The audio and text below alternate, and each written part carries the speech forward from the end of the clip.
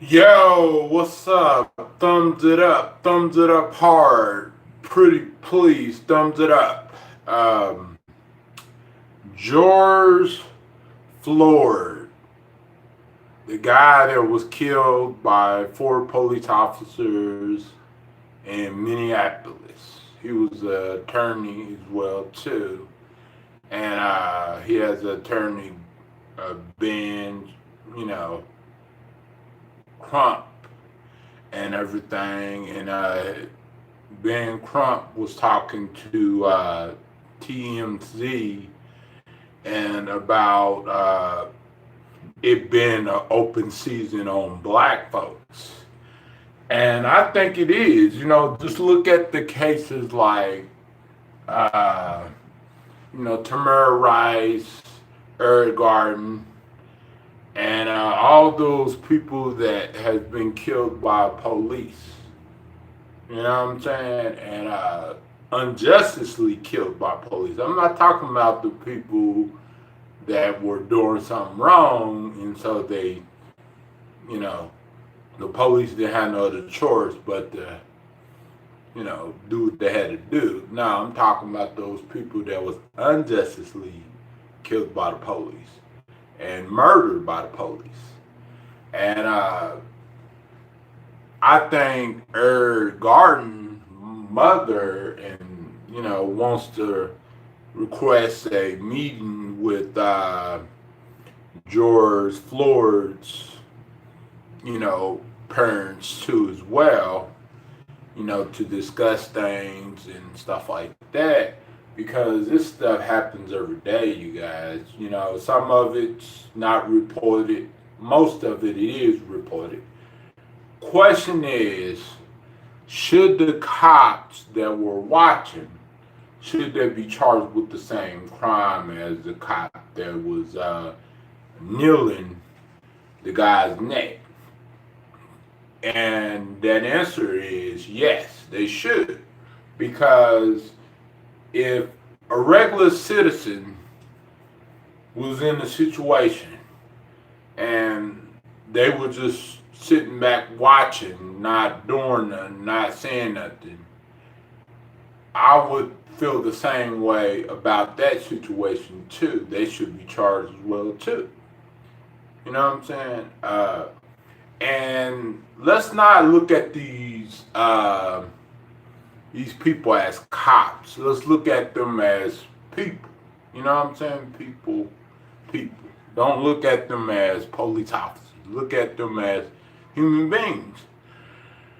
They should get the same treatment as anybody else. Period. Simple as that. There shouldn't be and it's really, no explanation, really, because look at the video and that's the explanation right there. You know what I'm saying? And I think they try to give some kind of justification on why the officers, I think it was last night, on why the officers killed, George Floyd, the guy that was killed in, Minneapolis by four police officers and everything. And those officers since been fired. But that's not enough. Firing them is not going to really solve anything. And of course, even charging them is not going to give George Floyd back. We know that. But George Floyd needs some justice. And what they need to do is, since the video proves that George Floyd was murdered by a dirty cop, a evil person that's supposed to be protecting me and you, and we think, oh man, cops, wouldn't do that, but they do. You know what I'm saying? And even during this hard times, you know what I'm saying, you would think cops would be trying to protect people and trying to ensure that they have, humility for others and stuff like that. But some of these cops don't at all. So, oh, I'm sorry I heard about that. They was in the room 20 seconds and shot him 11 times over nothing. Oh, wow. So what happened to the cops that shot him? You know, what happened to the cops that killed your brother? You know, what happened to them? Like, did they get fired? Did they get charged? What happened? You know, like, because they should have been at least charged with something, you know, and just like in this situation with these cops, they should not only, and really technically they're not cops anymore, they're fired, they're ex-cops. So we don't have to call them police officers because they're not on active duty. You know, they're fired. You know what I'm saying? So they're formal cops, Minneapolis cops. But, you know, they were cops whenever they murdered George Floyd. You know what I'm saying? And from my understanding, I think that he was arrested over fraud or something like that. I don't know what triggered those cops to do what they did, but what they did was not justified at all. Because trust me, he was someone's husband, he was someone's father, he was someone's friend, someone's brother. And that could be anybody, you know, that could be any black person right in America. You know what I'm saying? It could be anybody. And just imagine, like, you seeing a video of your brother or your husband or, you know, one of your relatives get killed by police for nothing, for doing nothing. You know what I'm saying? And, okay, let's put it in perspective. The cops was there to arrest him. Okay, we get it. But are they justified in murdering him? No, they're not. In killing him? No, they're not. They're not justified at all. Because everyone's seen the video, and the video speaks for itself.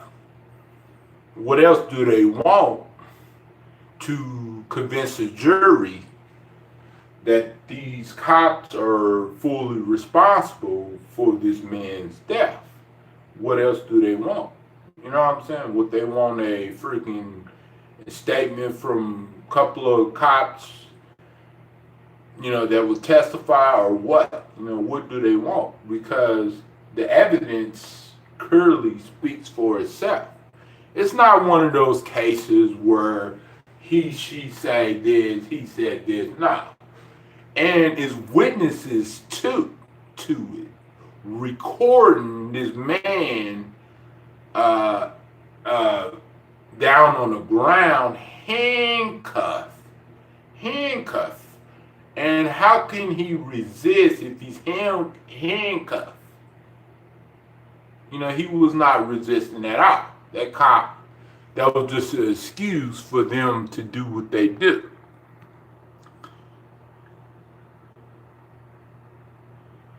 He was on leave with a pay instead. My brother, and he had, so that cop is in big trouble, yeah.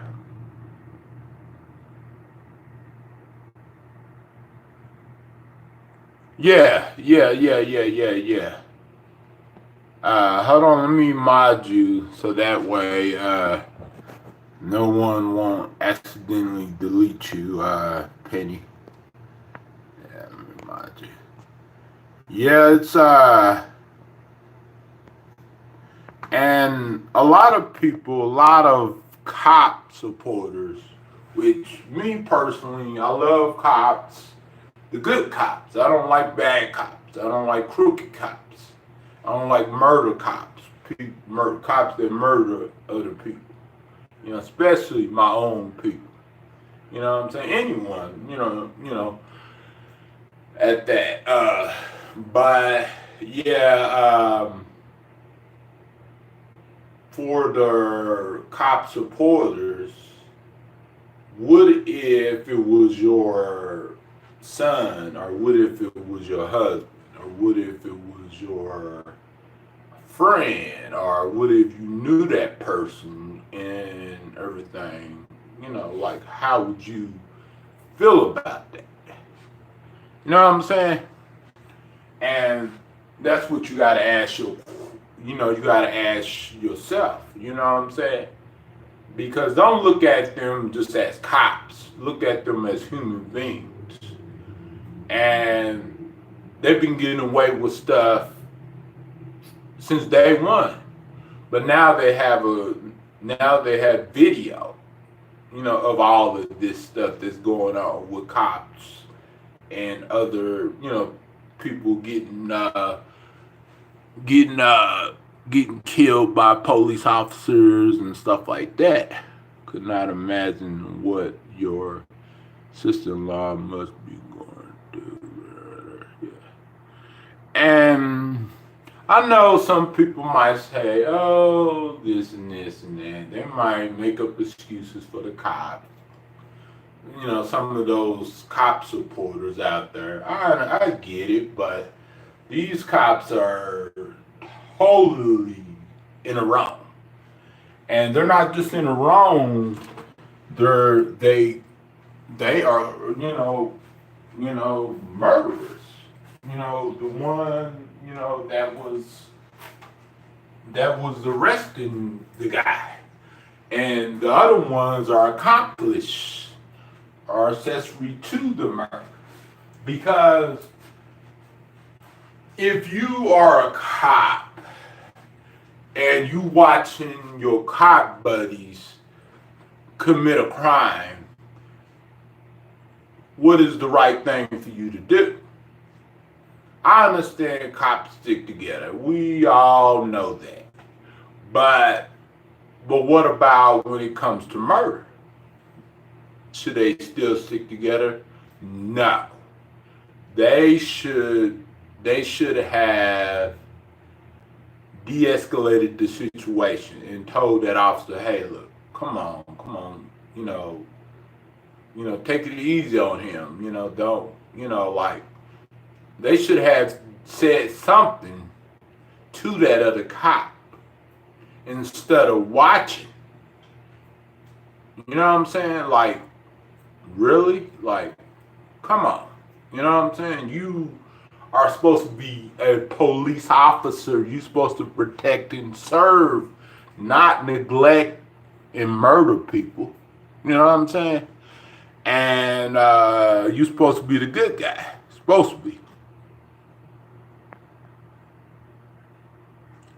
And that man was just begging for his life. And really, I wouldn't care if he was a thug on the street.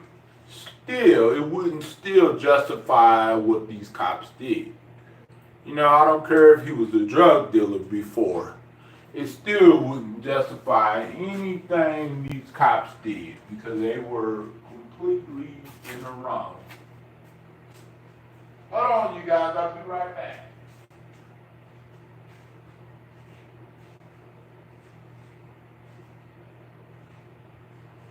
And I know there's a lot of cop supporters out there that might look at it like, well, these cops deserve due process. Yes, but if you look at the evidence, there's no sense.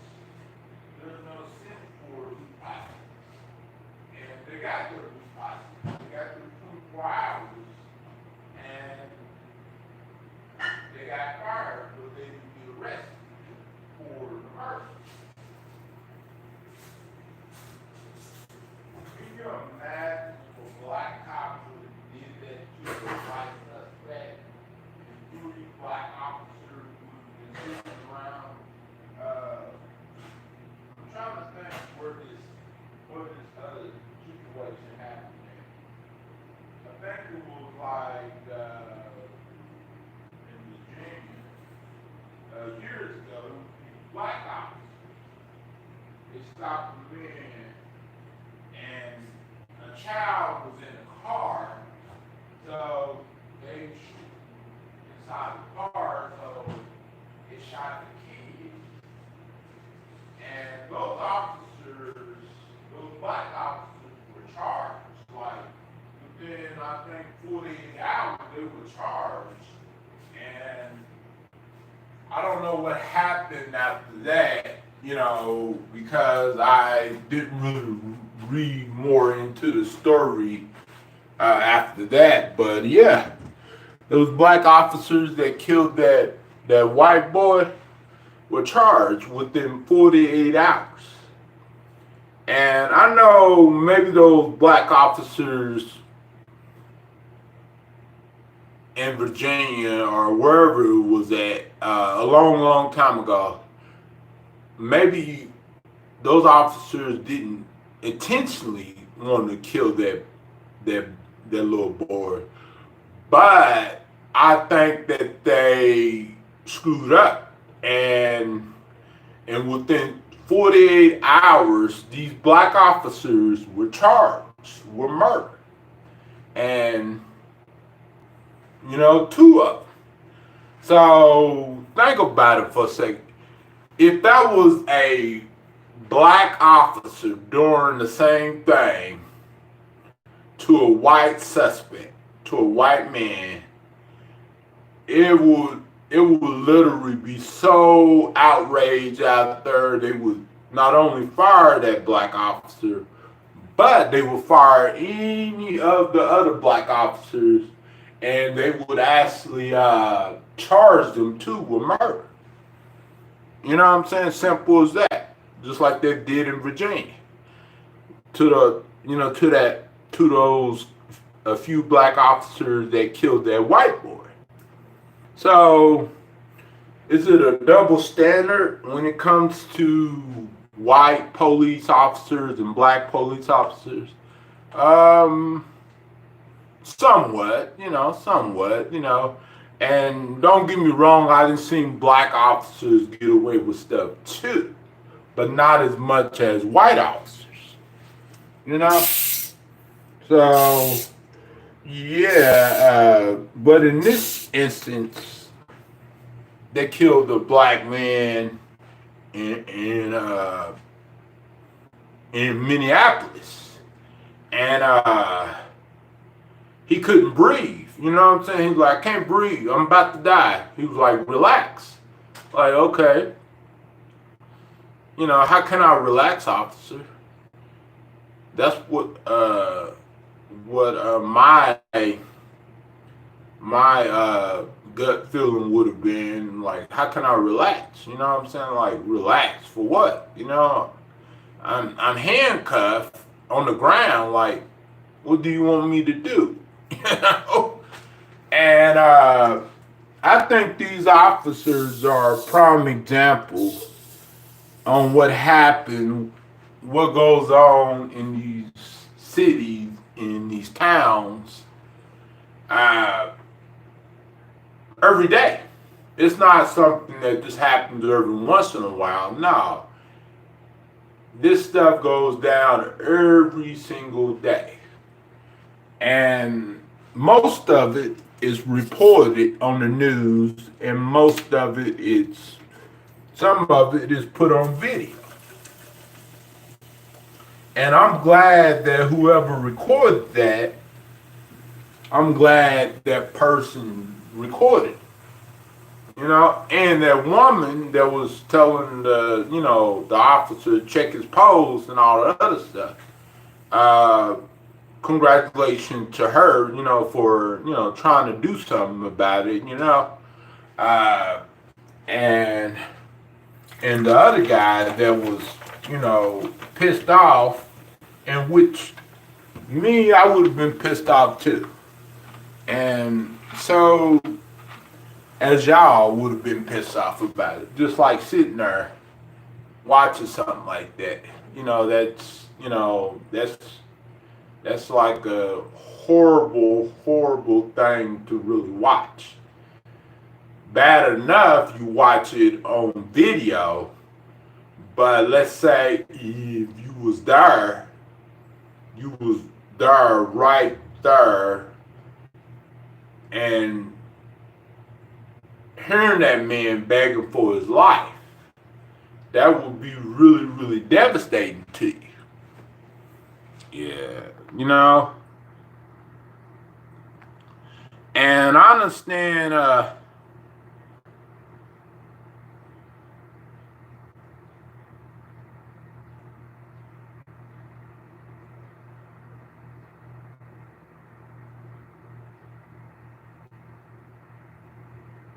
that's a good question. Hey, what's up, Red? That's a good question. Exactly, Penny, exactly. How do you relax? Like, come on, you know what I'm saying? Like, you're not giving me an opportunity, giving me a chance to relax. You know what I'm saying? Like, literally. And the reason why I'm not relaxed, because you got your knee on my neck and you choking me to death. And that's why I'm not relaxed.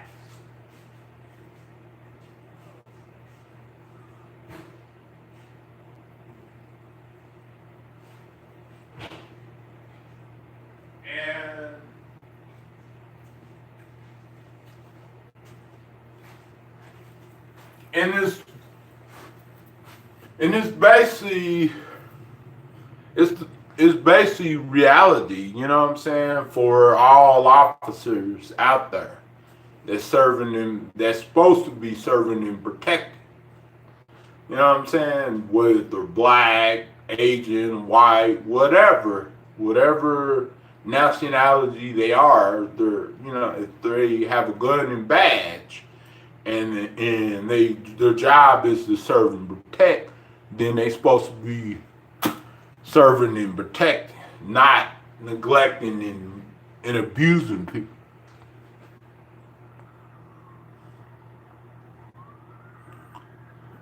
Okay, later I will unblock her. I'm live on my other channel, so I will unblock her whenever I get a chance. Okay, Penny.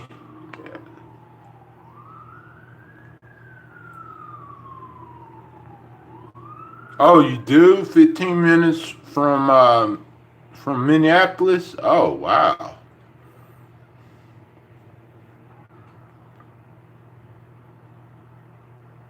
I have worked with that man from my organization. He was a good man.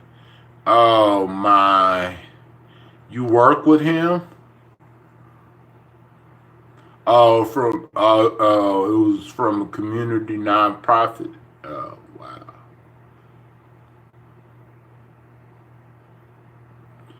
Yeah, hold on. I gotta go into my block list because I can't find her channel. So let me go into my block list and remove her from the block list.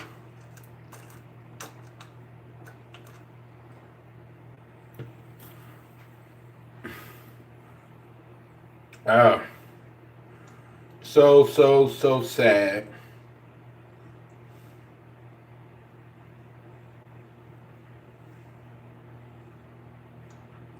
I'm gonna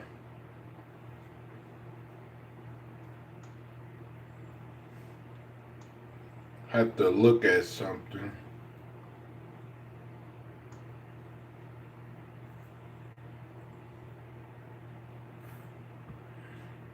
Hold on, you guys. I will, anyone that's blocked, I will unblock you as long as there's no problems, you know. But you can come in here and speak your piece and and chit chat and talk about the situation, be a part of the chat and everything. So I'm allowing anyone that wants to come here and chit chat and all the other stuff, as long as there's no problems. But yeah, it's a unfortunate situation, you guys, and the more you look at it, the more you like, you think to yourself like, why? Why is this why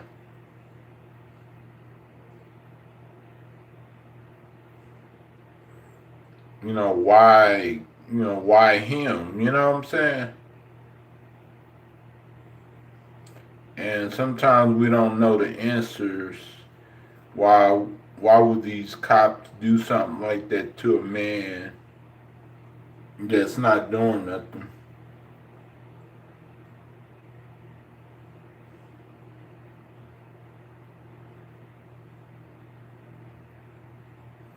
And I feel bad for the guy, I really do.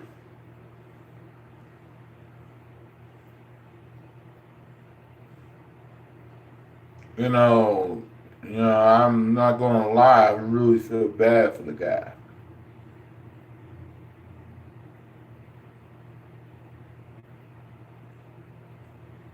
And I hope the guy that was murdered by that cop, I hope he gets justice. And I hope his family gets justice too.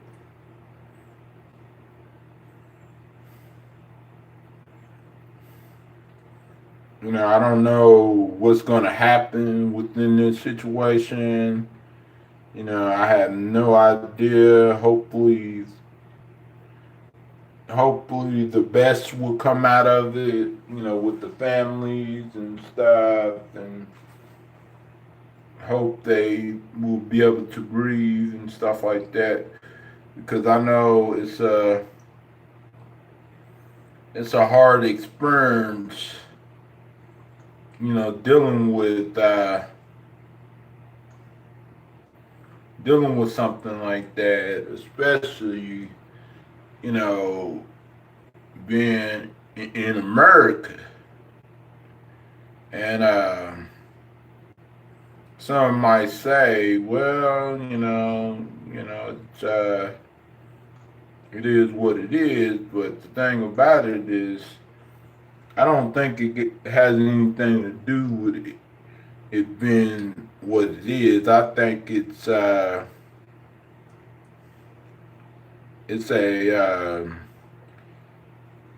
kill for kill season, because a lot of these cops feel like they can just get away with anything. You know what I'm saying?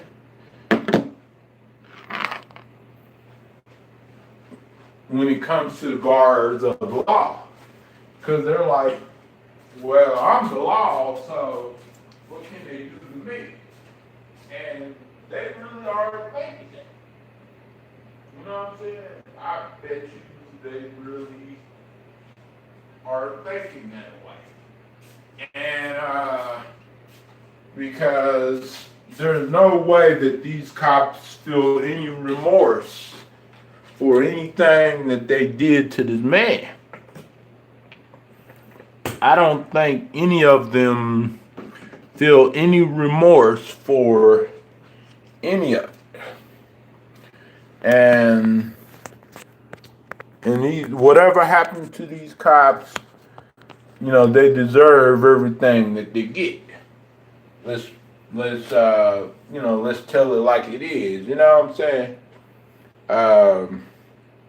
Because they're murderers, and murderers get what they get.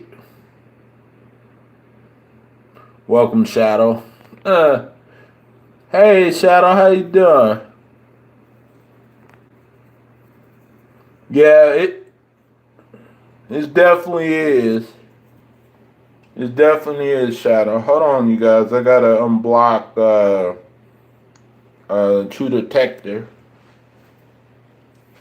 And me personally, you guys, y'all know I don't never wish no harm on nobody. And y'all know I wish good on everyone.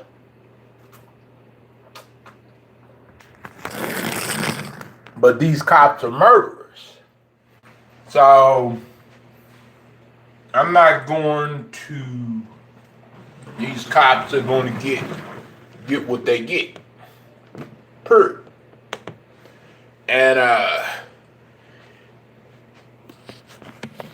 that's it. You know what I'm saying?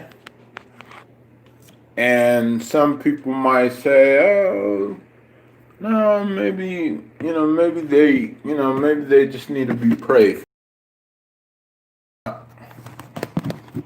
Nope. They deserve to be prosecuted. And that's what they deserve to be.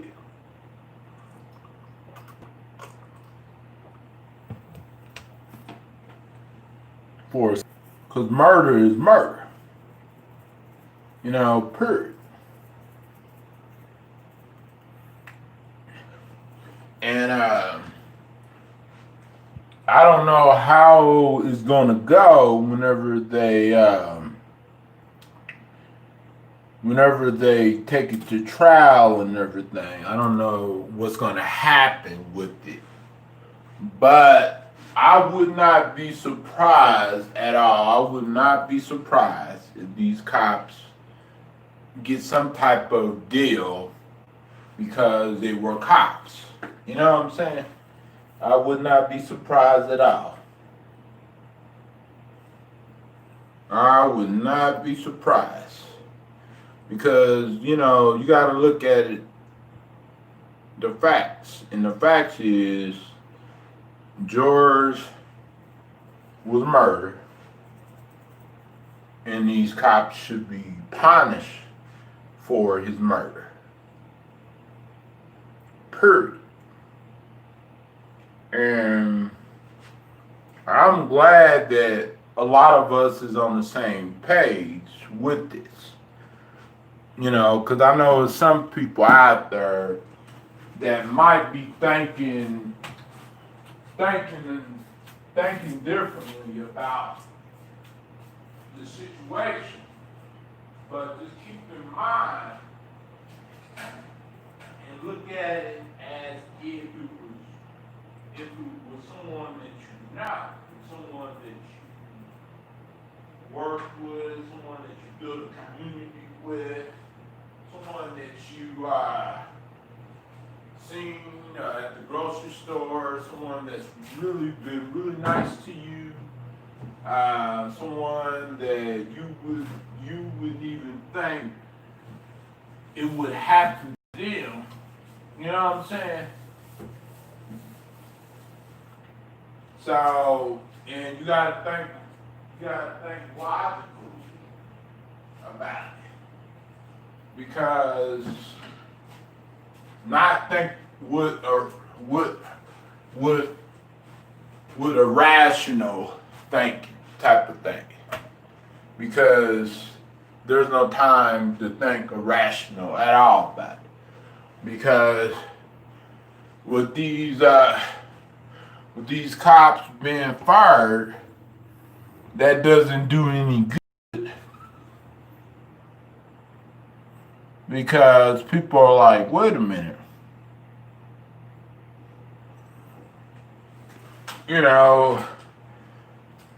They just got fired.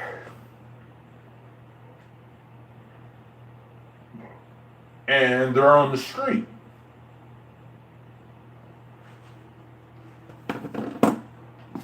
They're on the street and stuff. And some might say, oh, and I feel bad for the family, not just the victim, but the families too as well. Hey, what's up, Stormtrooper style?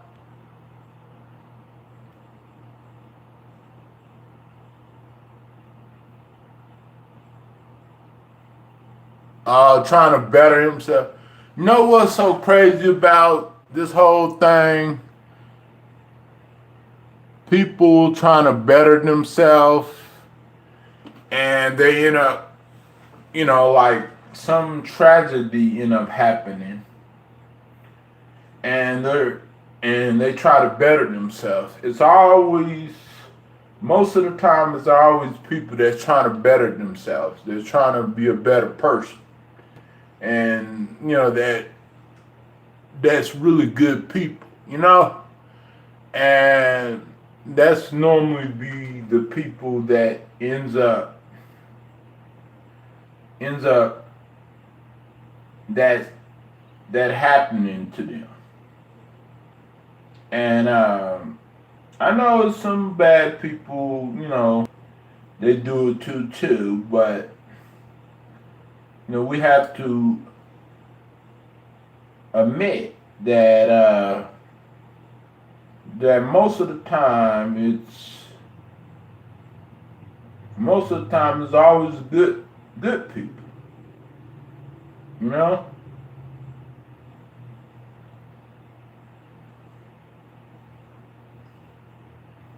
Hold on, I'm blocking some certain people from my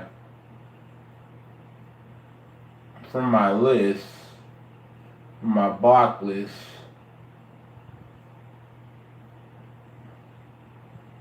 People that needs to be unblocked, not,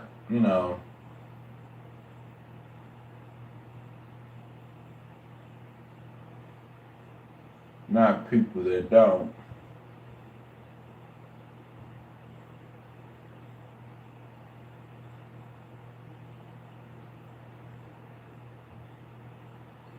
I'm trying to look and see.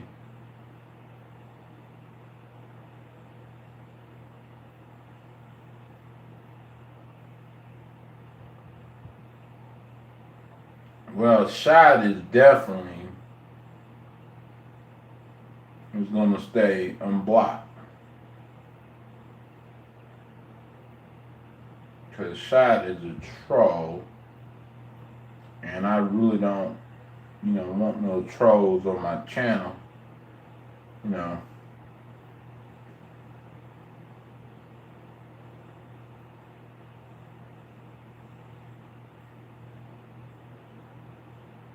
Sorry, you guys, if some of the trolls are y'all friends. I don't want those type of people on here. They have caused nothing but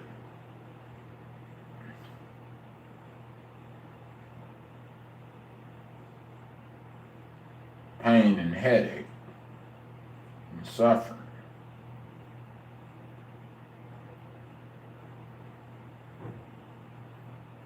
And I give people chances all the time, you guys. I give people hundreds of chances.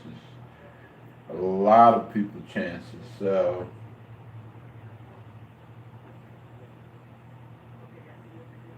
and I do that because I'm a good person. I don't mind, giving people chances, but if they keep screwing up their chances, then there's no sense of giving them chances after chances.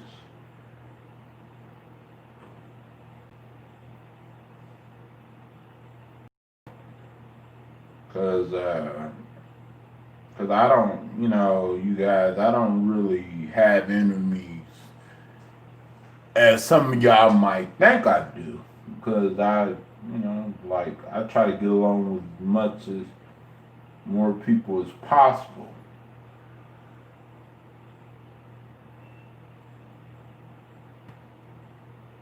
Believe me, I don't have enemies like that.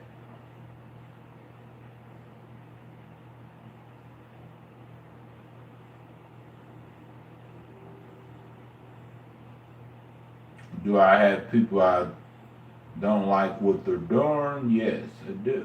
But that's not enemies. That's just, I just dislike what they're doing. And just because I dislike what they're doing, doesn't mean other people always going to agree to me or anything like that. Because other people might have different opinions, than me. So, I can, so I really understand that, truly. But I don't want people coming in here and, causing anything, I just want to have a really good chat and I deserve that, Hold on, you guys. I'm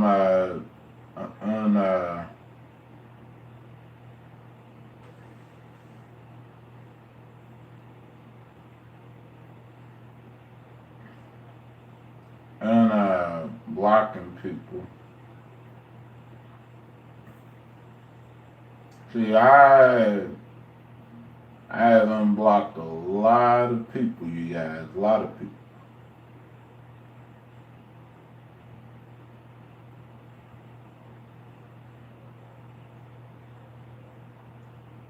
And giving them, some of them, another chance. As long as they don't come in here and just cause a bunch of problems, then I'm fine. They can come here and chit chat with the rest of y'all guys. And also, I don't want no drama starters in here, people that stir up the pot, neither. So I'm trying to keep those people away from my chat as possible. And it seems clear to me a lot of people are blocking my friends. A lot of the other moderators are blocking people. And I'm not blocking anyone. I barely block people. Even if they say something, I barely block those people.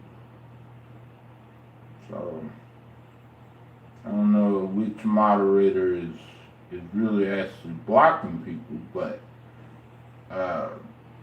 I unblocked them, so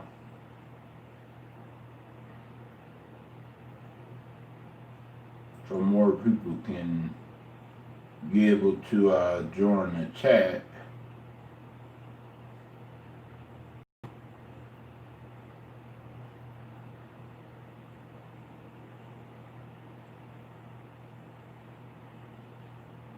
A lot of, like 20 of my friends, someone blocked it.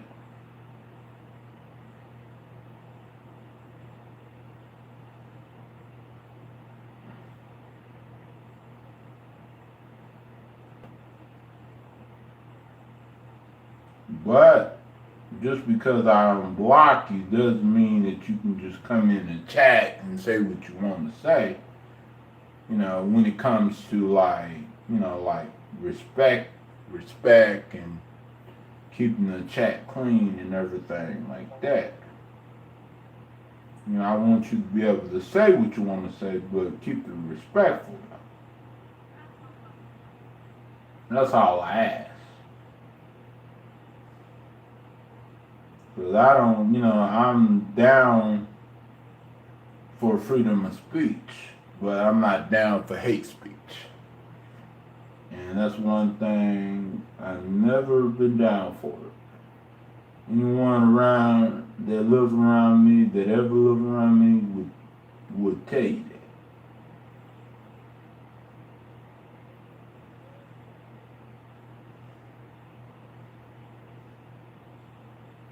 that. And about 20 people I know that was blocked.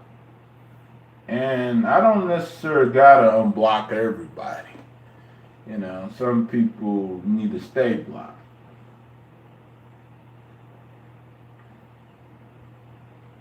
But the, for those that are unblocked, just know that if you're gonna stay a part of it, part of this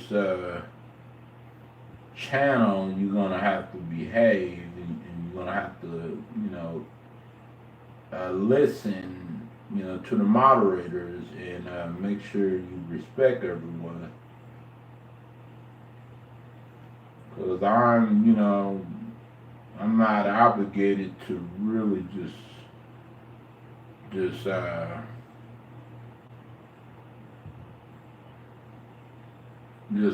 unblock everybody. Because it's really my choice what if I want to keep, what if I want to unblock people or not. Because it's my channel. And I know some of y'all guys are friends with certain people, but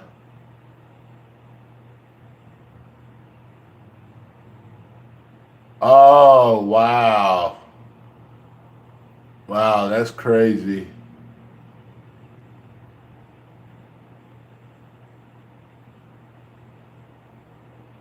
Remember saying stop, yeah. And I don't mind, people coming in the chat, chopping it up with me. I don't mind at all. I love everybody. Okay, I got the message, Penny.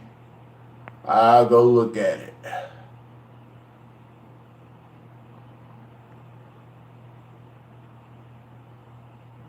Oh yeah, definitely gamer. So a lot of people are unblocked, so they can't say that they're still blocked because they're not. A lot of them are unblocked, so they're given a chance again to come in the chat and just talk. You know what I'm saying? It's like just talk about things. You know what I'm saying? Like some important things instead of drama.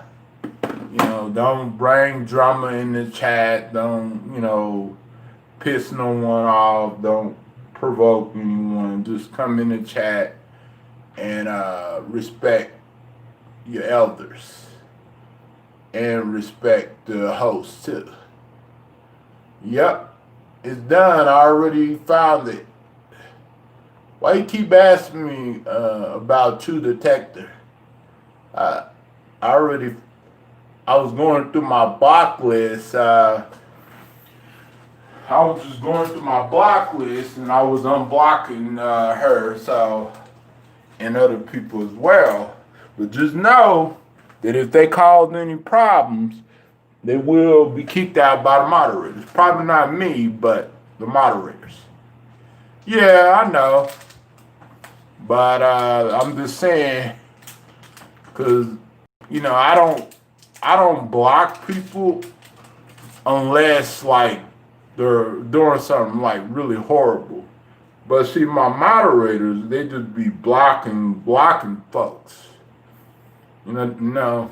So and I don't know which moderator be doing that, but yeah. So a lot of people is unblocked, you guys. So for those that's unblocked, can come back in the chat. So let's just have fun. Let's all get along. That's what it's all about. That's what the chat is all about. Getting along, talking, conversation, and everything.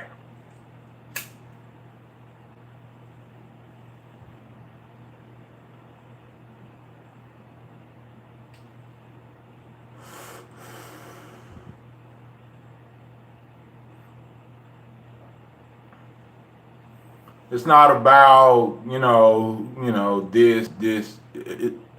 just all about getting along. It's not about, anything else. It's just crazy. Yeah, hey, what's up? Michelle, what's up? Yeah, Penny brought it to my attention and everything like that. Oh no, gamer, I'm sure be okay. Yeah, it's like a switch of sweets. Penny brought it to my attention, so I just, decided to talk about it because, it's important. It's something, to really,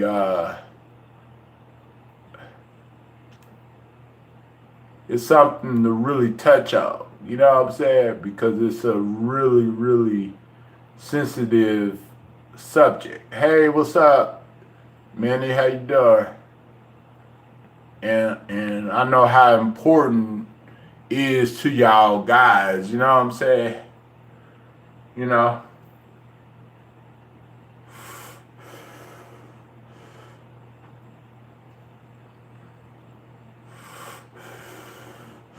Hey, hey, hey, hey. Yep. You protected, True Detective. I modded you on this channel. Yeah. So you modded on both channels. So what do y'all really think? Just tell me how y'all really feel about it. Like y'all could, whatever feelings y'all have about the situation, y'all can, tell me and stuff. Oh, you welcome, no problem. Just you welcome, Penny, and you welcome, Minnie. Just tell me, how y'all feel about it. Like it. Oh yeah. But besides that, you know what I'm saying? What do y'all think that should happen to the other cops?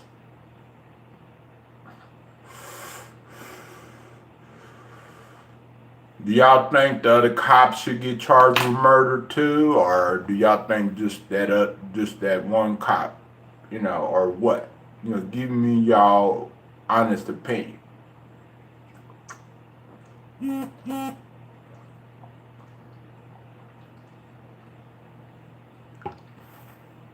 Well, I got a feeling that these cops are going probably, I could be wrong, but I got a feeling that these cops might get off. I'm not really for sure, but I got a feeling that though. Yeah, and I know some of y'all guys are really devastated about it and everything, and I understand where y'all coming from and stuff. It's because they lie. They have not released the body cam. Well, they need to release the body cam, and they need to do that. Yep, I'm glad. I'm glad the mayor is calling. Right move, mayor. I'm glad the mayor is calling for them to be charged. So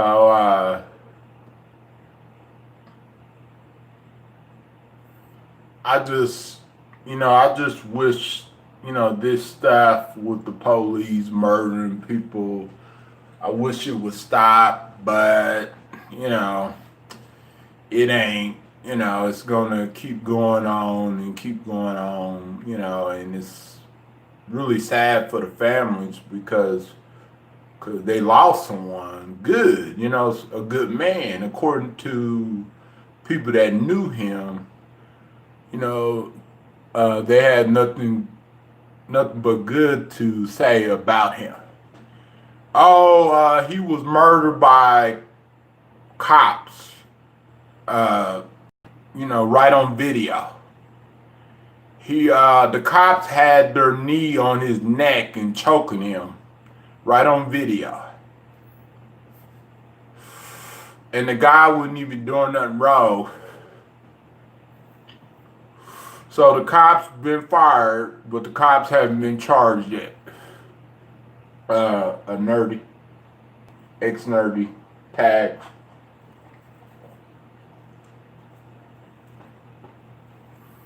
Killer cops doing their dirty work again. Injustice, yeah. Stream, welcome everyone.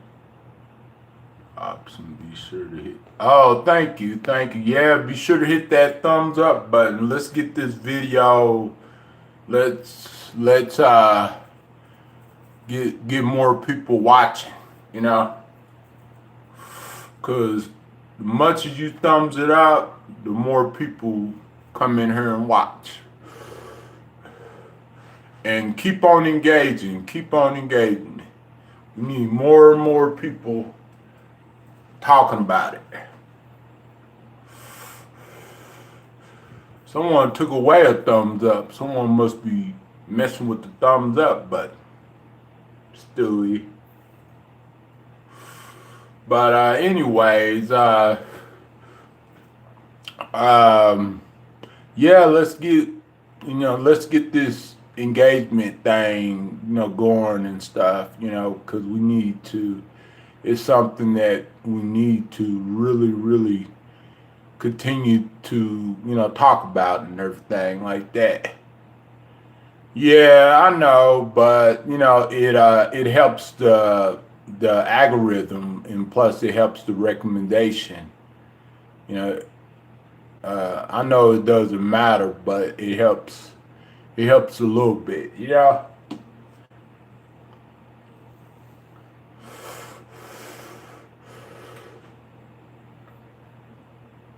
I know it still counts as a view, but I think this video deserves at least 20 views. 20 thumbs up or more.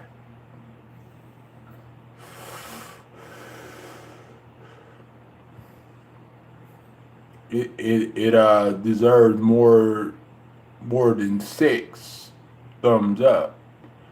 But yeah, I'm just, like, bothered by it, you know what I'm saying?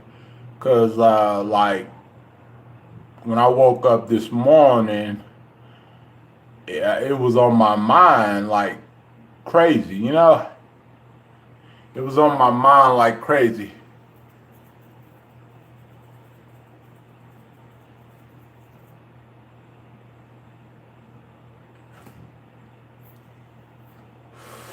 You know how when something, like this is on your mind, a lot. So how much you care about, this situation, Yeah. And see, a lot of y'all guys are speaking out about it, and I'm glad that y'all are, and I'm glad that that y'all are dealing with it the best way that y'all know how. Exactly, nerdy. We had to, because if we don't, then you know what's gonna happen. Yeah, it should be on everyone's mind. Nothing has changed in so many years. Yeah.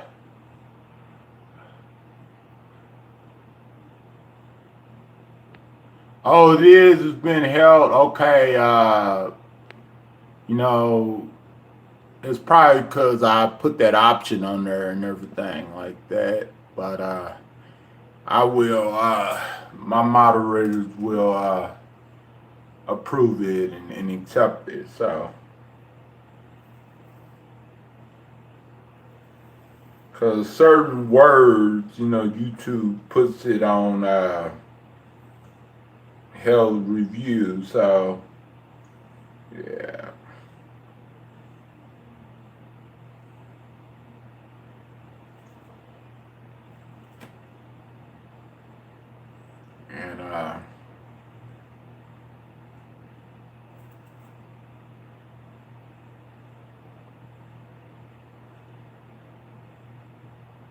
Hold on, you guys. I gotta charge my phone, my other phone. I mean, cause I don't want it to go too dead. You know, that would be good at all.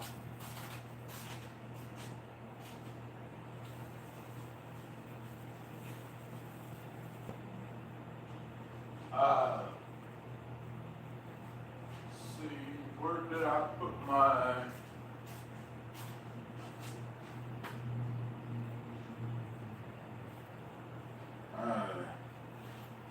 The moderators, do your work, do what you do and everything, make sure that we keep it clean, I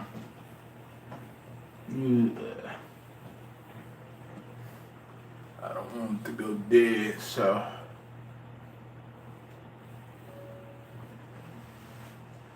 So yeah.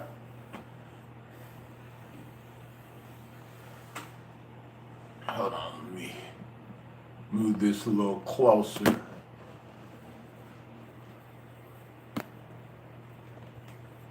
Yeah.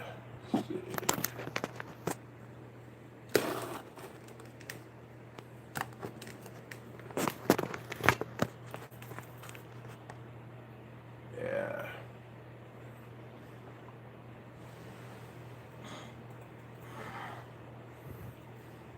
Yeah.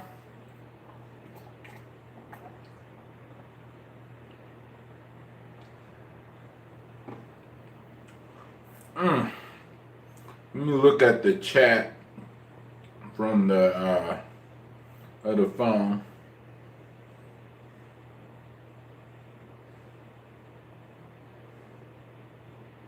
Okay. Hold on, let me screenshot that email.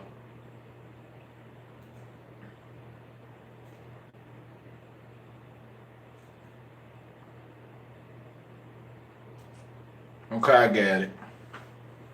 A cop stopped me and I asked for their name and badge number. Yeah, you have a right to know their badge number and their name because they are a public servant, and you have a right.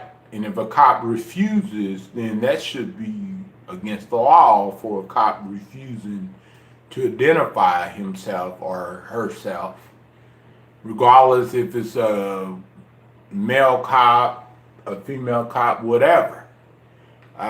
You should have a constitutional right to know why you're being stopped, what's the cop's name that stopped you, what's his badge number. So anything that goes down, you would have all that information. And I know a lot of cops refuse to give you that information, but here's a secret. What you can do is, if you know how to locate his badge number right on his uniform, then you could get it from there. And plus his name and everything.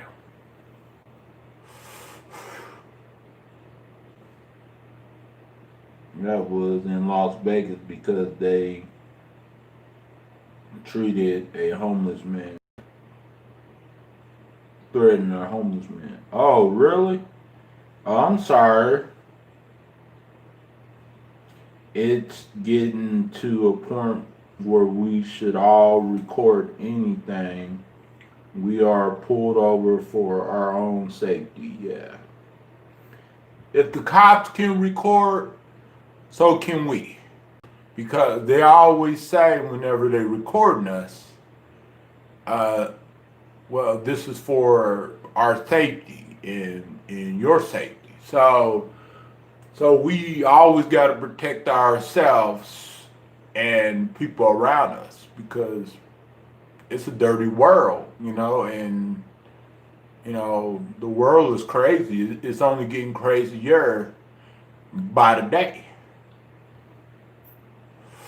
So, we gotta do what we have to do to keep ourselves safe, and you know, so we can have evidence if the cop is saying things that might be against his policy, his police policy, or he's at a line, or he's crossing the line on something. You know, he won't say in court, "Oh well, I didn't say that," but you got the evidence that he did say it. And it's not what a cop say, it's how a cop say, and how a cop treats you, and the things that he might say that might incriminate you or might turn you into a victim. And we gotta understand. Yeah, exactly. But the problem with that, Penny, is the good cops never report the bad cops. That's the problem. And they all stick together, no matter what. And I understand a lot of them, you know, are friends, and a lot of them talk after work and stuff like that on the phone and social media and all the other stuff.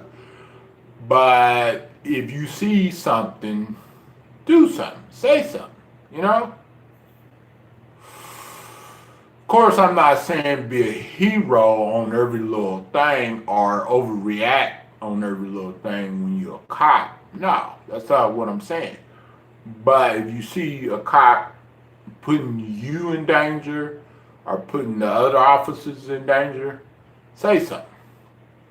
Speak up about it. Don't be scared just because you're afraid of getting fired by the police chief or whatever. Say something. If it's the right thing to do, say something. You know what I'm saying? So that way, since you said something about it, and you try to de-escalate the situation, maybe, just maybe, they won't charge you with anything that they might charge the other cop with, because you spoke out about it, and you spoke out about police misconduct and police abuse among citizens of the United States. And cops do this in other countries too, but we are focusing on American cops because we're not there in other countries, you know, where this occurs at. You know what I'm saying? We are only here, right in America. So we can only speak about cops in America because we live in this land. We live in this land with rights, and whenever our rights are violated, and when cops are trying to make us victims of crimes and make us victims of abuse, police abuse and police brutality, then that's a problem. And you know, nationwide, that's not just a city to city problem or a state to state problem. That's everywhere right in the United States. And we have to speak out about injustice and being injustice. You know what I'm saying? And being victims to it all. Because if we don't, then who will? You know what I'm saying? And I don't know exactly how the cops are where y'all stay at, but the cops here, most of them are good cops. And there's a few knucklehead cops out there that don't care. But most of the cops around this area, they care. If they see someone's car stuck, they would help.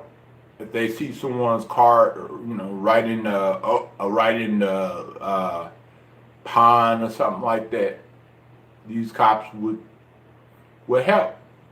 They would do what they can do. You know what I'm saying? As police officers. And keep in mind, I know other counties, they do the same. In other states, they do the same too. But however, there are some states around certain counties where the cops are corrupt, like really, really corrupt. Not just corrupt to a point where they just, you see a few incidents here and there. No, they're corrupt. Like every single day, it's a cop out there that's being bad and breaking the law. And there's no difference between a versus a man that is a cop breaking the law.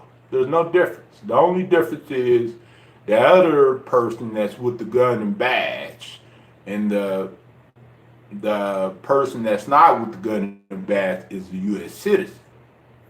That's the only difference. But other than that, no one is above any law or any policy.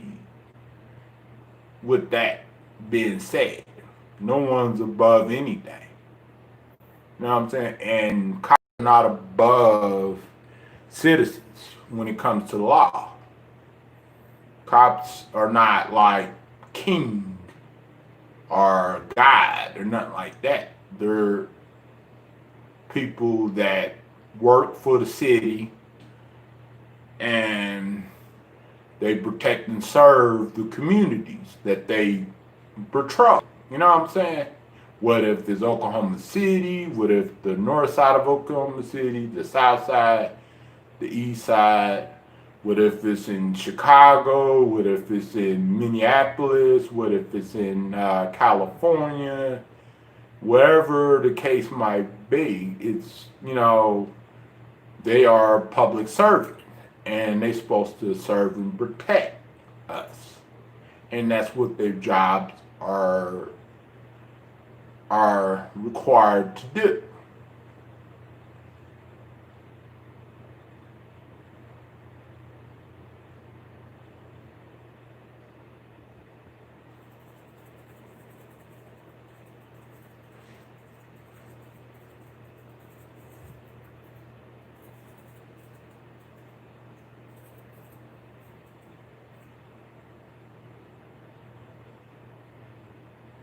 My cousin is a cop, and he said that it was wrong for him to do that. Yeah, that's good. That's good. I'm glad that he sees is wrong. You know what I'm saying? Because it is wrong. I'm glad that he said that. And yes, Penny, you're right. There are good cops out there. Yeah, I totally agree. There are good cops out there. So let's not forget that. Let's not put the good cops in a bubble with the bad cops. But however, I think the good cops need to be more aware and more protective when it comes to the community getting abused by the bad cops. And I know, no one that works for a police department as an officer wants to rat out the other cops because some of them are afraid of getting attacked or some of them are afraid of uh, of losing their jobs. I get that, but wrong is wrong and right is right. And whenever you see your officer, your partner, or whatever, your fellow officer doing something that he don't have no business doing, or she don't have no business doing, you have to check that partner.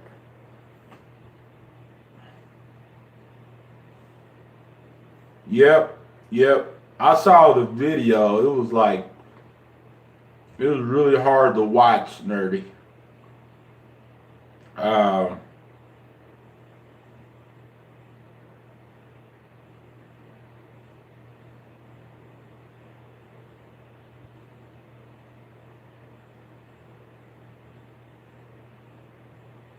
it's pedophiles there are, it's pedophiles.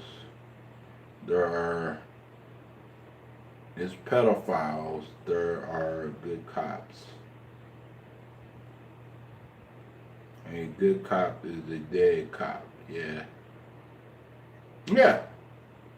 Because they, I didn't seen cops try to do something whenever some of them are put in a situation, whenever they're, handling a suspect or a citizen or something like that. I didn't see them try to do something and try to intervene and stuff. Some of them, not all of them, not all the good cops. Some of them had tried to do something and they were fired and they were attacked and retaliated against. So yeah, I get that whole thing.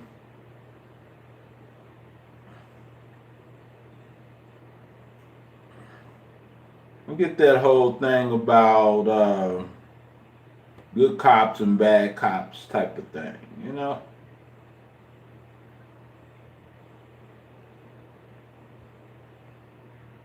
And but if I was a police officer, I would never stand by and just watch other police officers abuse their power, especially on video. And the cops are recording everything too. We get it. But, yep, they sure did.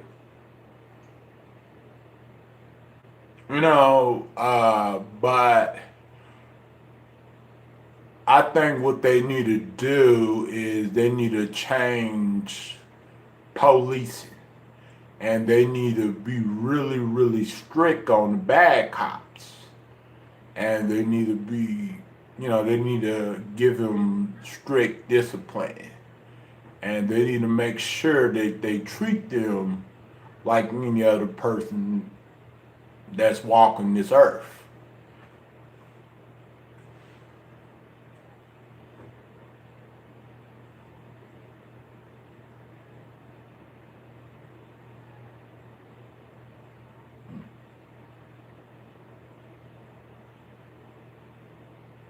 Yeah, true that, Shadow. True that.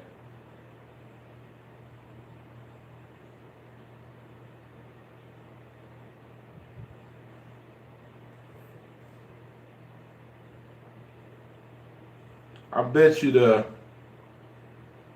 people that thumbs down this video are probably cop supporters, I bet. And some of them probably agree what these cops did to that black brother. I'm not going to sugarcoat it or nothing like that. I'm just telling like it is.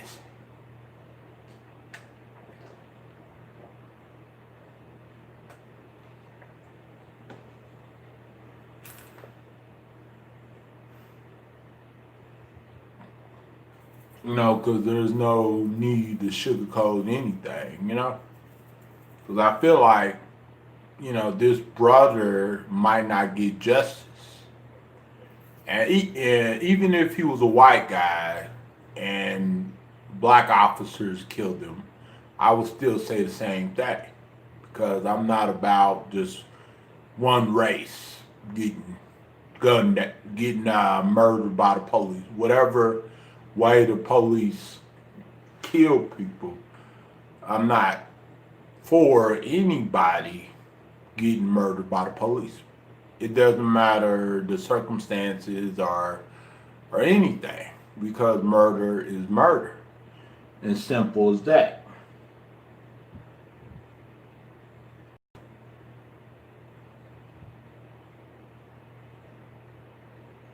Yeah.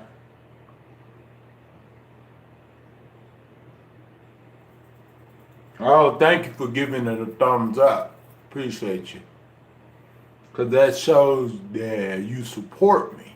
You know, you're here to connect and support and meet new people and friends and stuff like that. Because a lot of our people that came in the chat, most of them are really good people. So, yeah.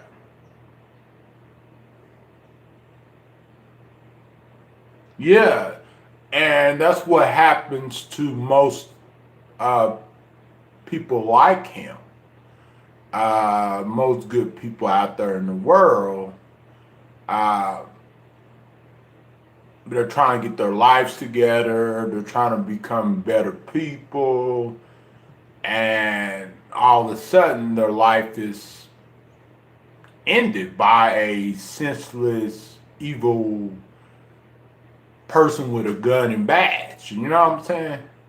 When they could have easily prevented that and just arrest him and send him to jail and everything. But these cops created a situation where now they might be possibly charged with murder. And they could have avoided that by just having, humility, and they could have had some kind of courtesy when it comes to this guy that was arrested and sitting down on the ground, like laying down on the ground, not doing nothing. They didn't have a weapon, didn't threaten the cops, nothing like that. Didn't even try to intimidate the cops or nothing. He didn't do nothing wrong. And some people might say there's more to the story. No. The video is enough to charge these cops with murder. All of them. Even the ones that were sitting and watching the whole thing. Even the ones that didn't even give this brother a chance to breathe. Even the ones that didn't even check his pulse and see if he was okay. And didn't even tell the officer to get off of him. Just, he's arrested. Just get off of him. You know what I'm saying? Like that. All of them should be charged with the same crime. Plain and simple. There's no ifs or buts about it.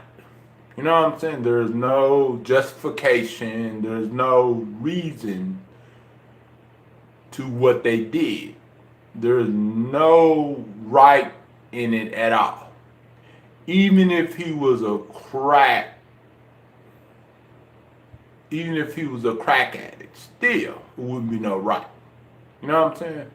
But according to his family, and according to others that knew him, he was a great man. You know what I'm saying? Of course he was not a perfect man, but he was a great man. You know what I'm saying? Yeah.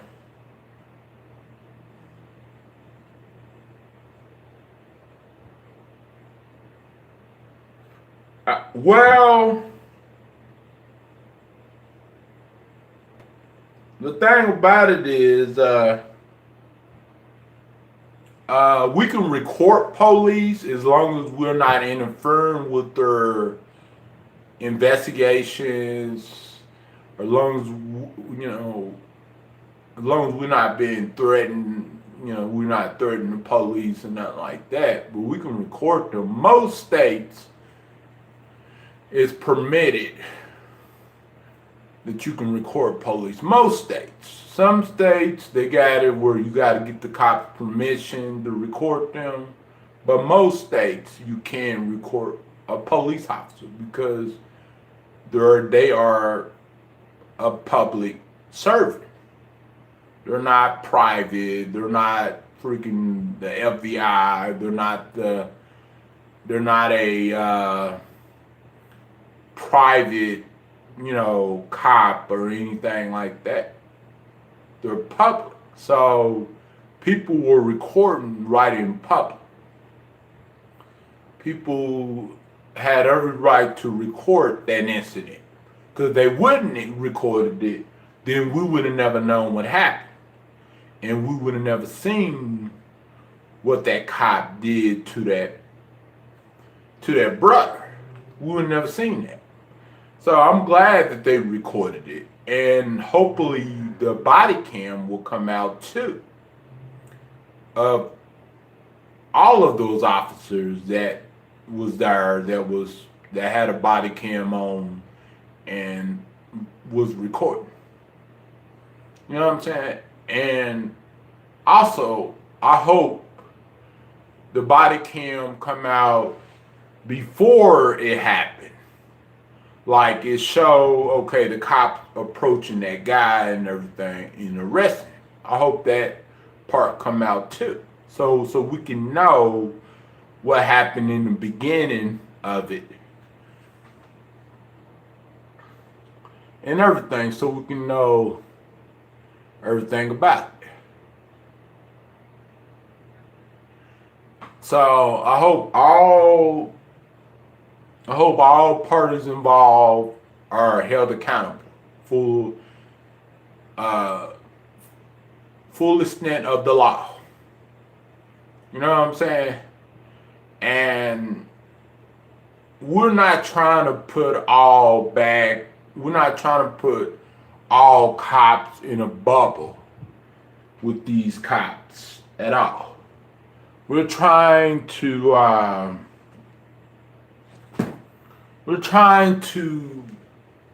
make sure that this family of George Floyd gets justice, and George Floyd gets justice too. And these cops was pretty much was injustice. They was injusticely murdered this man. You know what I'm saying? And I know it's hard to really watch the video. It's hard to really hear this man begging for his life. And it's a hard experience to really even watch that kind of stuff. You see it enough on YouTube when you search for police brutality videos and police acting up type of videos. But this one was like very, very sensitive and very, very important. And I know a lot of us don't live. Hey, Jen, how you doing? I know a lot of us don't live in Minneapolis. Some of us probably do live there, not too far from there. But still, it is still affecting us in some type of way. Whether we see it or not see it, you know what I'm saying? And this can happen to any black person in America. And yes, white people too, we know that.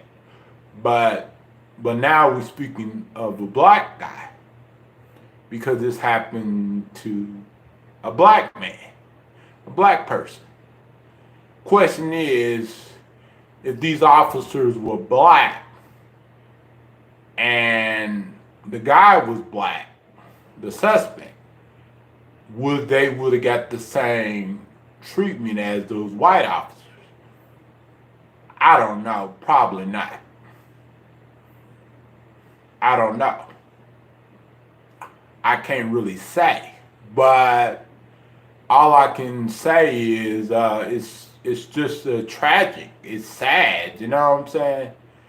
And right now it's on millions of people's minds right now. And a lot of people are giving their commentary and sharing their opinions about this and their truths about this and everything. Hey, Jen, what you been up to? I'm sorry that you got blocked. I think it was, I don't know if it was last week or whatever. But yeah, you are welcome in the chat, Jen. You know, you are awesome, Jen, whoever you are.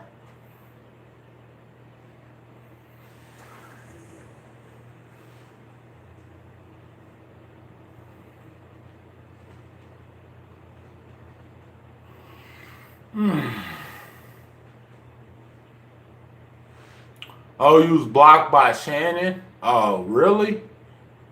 When would you block by Shannon?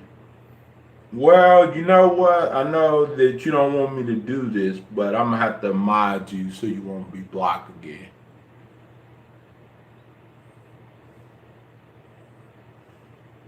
Because I want to protect all of my friends and all of my viewers from being blocked and censored and stuff. So.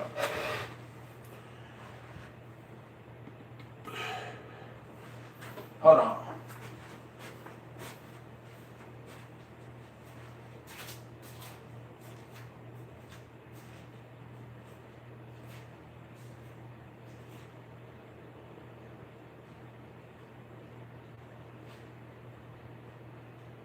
Well, we can go to the store, you guys. I need to buy 2 packs of cigarettes and everything and some matured BLKs.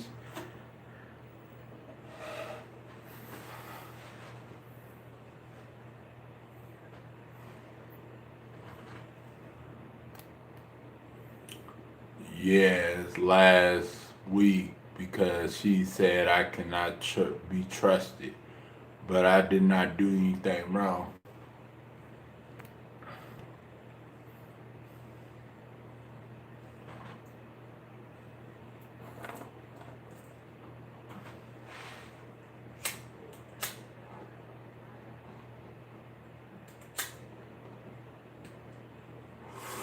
Well, you haven't gave me any reason not to trust you, Jen, you know. You didn't really say nothing wrong or you didn't do nothing wrong, so.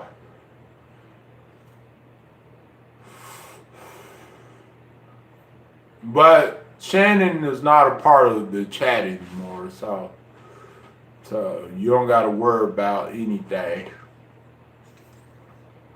It's basically just Penny, Nate, you, Nerdy, and others are part of this chat. But Flower Child and Shannon is not a part of this chat anymore. So, and that's why you haven't saw them come in here. It's been a week since Shannon last time she came in here. It's been over a week, so y'all don't have to worry about being blocked or anything like that.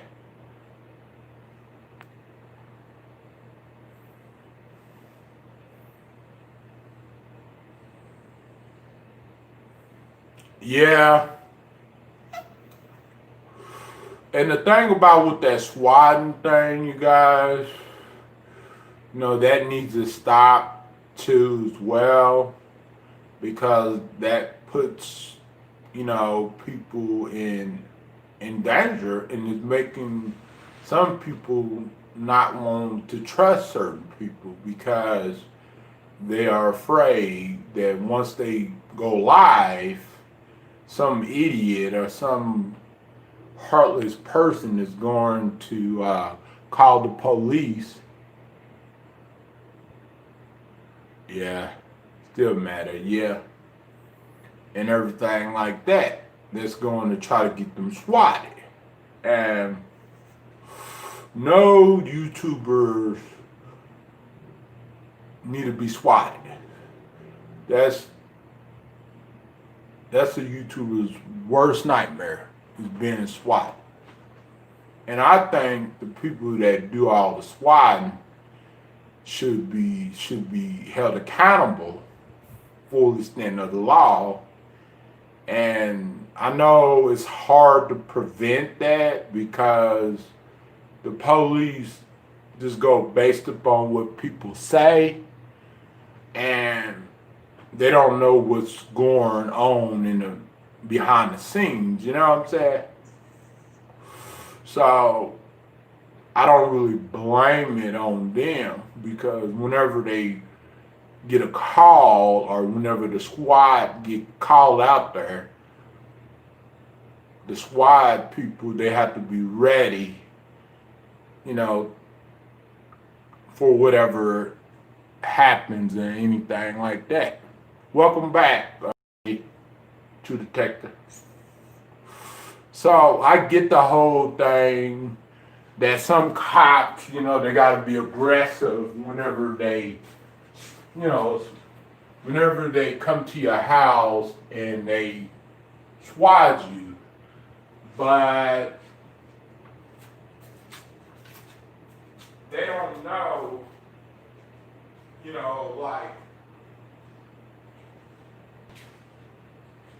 don't really know what's going to happen, what's going to occur, because they're thinking like, wait a minute, that person might have a gun.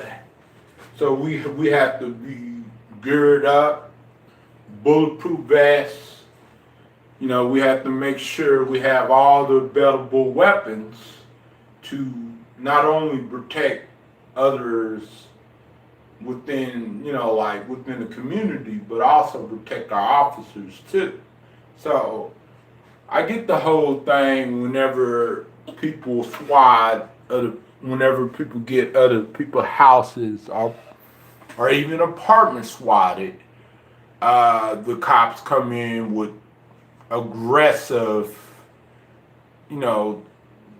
tendencies to whenever they're dealing with situations like that, because cops, they don't have time to really think fully about the situation. Exactly, to Detective. The cops don't have time to really fully think about the situation whenever they come in. You know what I'm saying? They don't have minutes or hours to think about it. They have to be ready and prepared for anything. You know what I'm saying? Even someone making a noise in the background whenever they kick down the door or knock on the door, and then they hear someone flushing the toilet, or they hear someone yelling in the background. They have to be prepared for anything. You know what I'm saying? 1, 2, 3, 4, 5.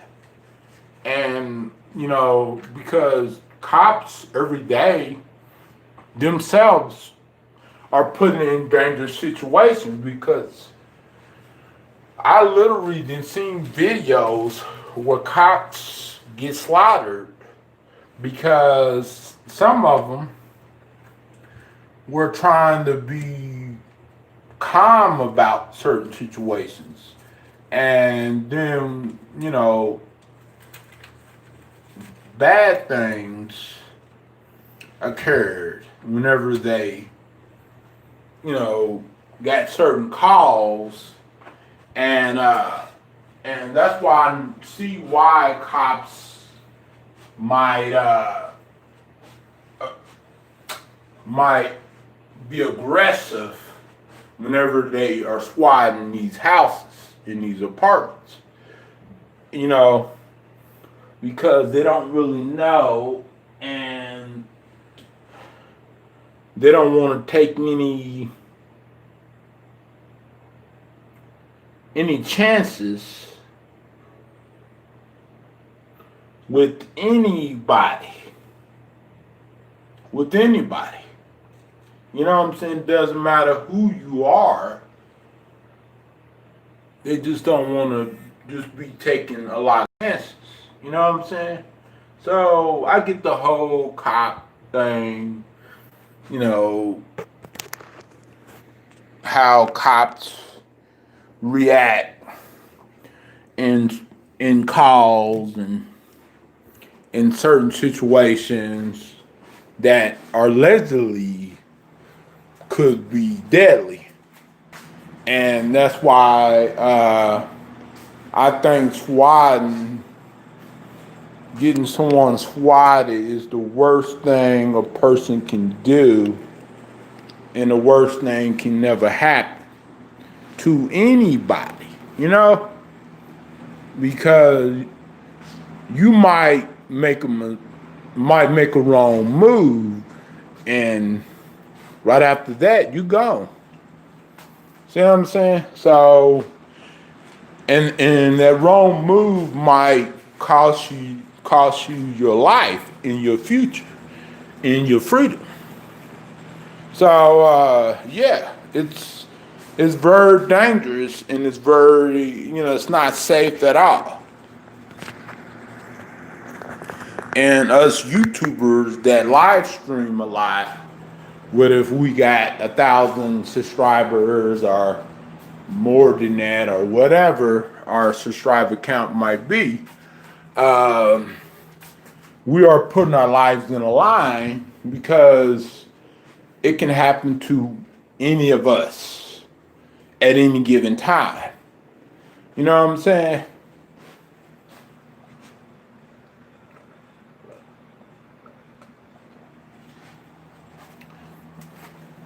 And can we prevent it? No, we can't. Because there's no way to prevent it at all. There's no other way to prevent it from happening to us. So that's why live streaming can be really dangerous on social media. Okay, I will. Because people think that this live streaming is just so easy, and that some of us don't,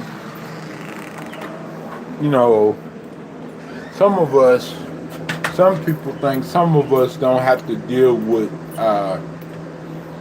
challenges or anything.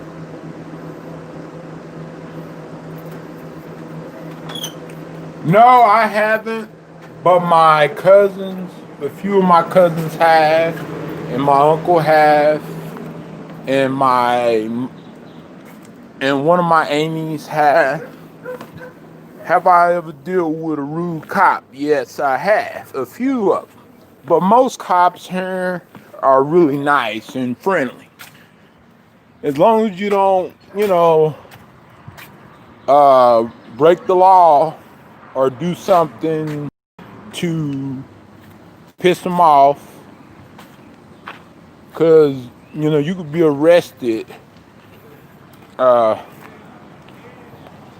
just pissing the officer off, and things can start to escalate just because you pissed that officer off. And so you don't really have to necessarily do anything major for that to happen, but you can just piss them off or say something that officer doesn't like, and then it's all over for you. And that has happened many times to people, right here.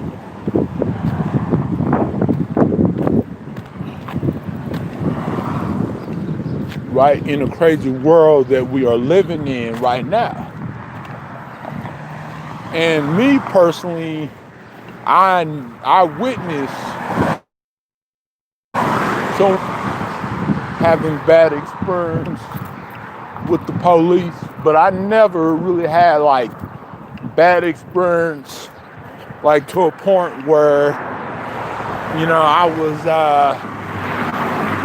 beaten up or thrown to the ground. But I have been questioned from a police officer whenever I was little, and whenever I was 9 and 10, I was handcuffed because my cousins and we went to these apartment complexes across the street from my house, and my cousins told me to throw a rock at this truck. And we didn't know the truck was owned by a undercover cop. So he started chasing us. He had a gun and handcuffs and all the other stuff. And he started chasing us, but he didn't catch my cousins. My cousins were females. And he caught me, slapped those handcuffs on me. I was crying. I was 10 years old. And I thought I was going to be arrested at 10 years old. But my grandpa came over there and talked to the police and talked to the other guy that was the undercover police officer. And I was banned from those apartments and everything. And then they let me go. And then I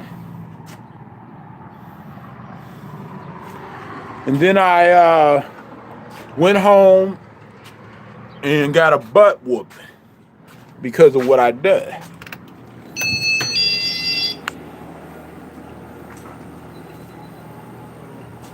Hey, what's up, man? Can I get 2 Dish Menthol 100s, 2 packs, and 2 cherries, and that should be it, man. Just YouTubing. Yeah.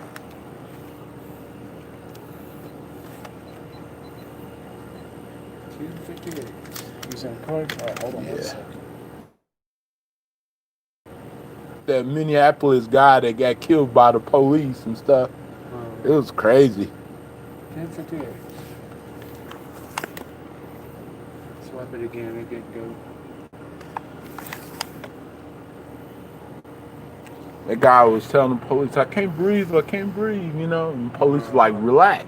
How can you relax if you got his, you're choking his neck to death with your knee, Yeah, but what led up to it? Was he running or something, or what? Well, they said that he was getting arrested for fraud or something like that. Well, I know, but did the guy take off running or something? I do not know. Cause see, that's the thing. People want to sit there and whine and shit, but what did you do something stupid. Either you're trying to resist by trying to fight the cop, or you run. What do you think's going to fucking happen? Yeah, exactly. You know what I'm saying? Yeah. When you do something stupid, it is what it is, and the cops throw you to the ground, you want to know why they're throwing you to the ground. Well, yeah. You said you tried to take off running. Exactly. Yeah. But it's still sad, you guys, That's just his opinion. I still don't think the guy deserved to, but I get what he's saying, the store owner. I get what he's saying, but I just don't feel like this guy deserved what he got.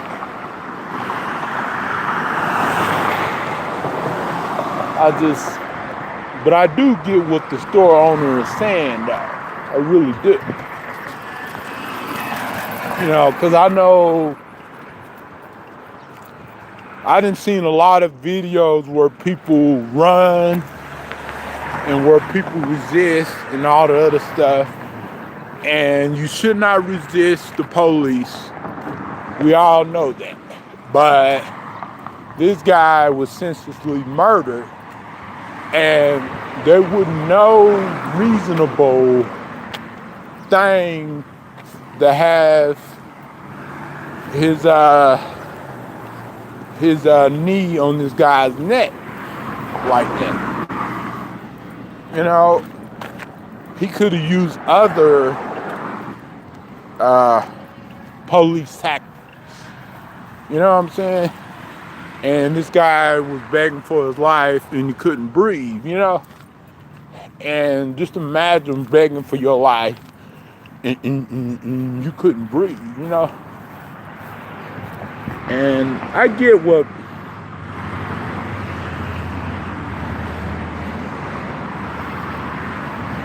Exactly.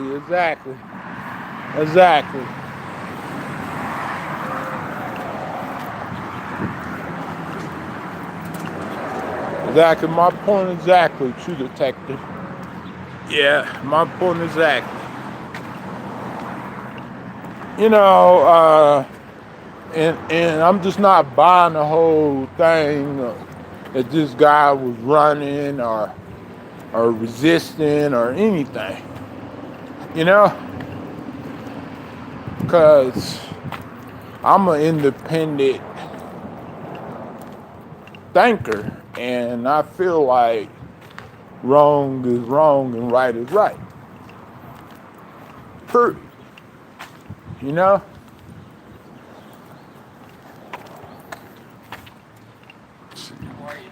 Pretty good.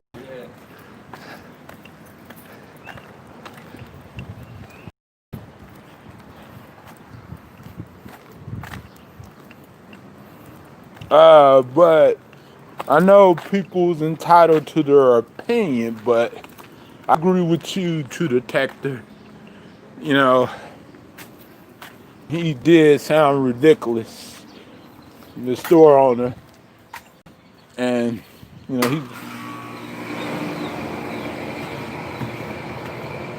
know, but I was like, okay. I was just going along with him. I didn't want to argue with him, nothing. But, yeah.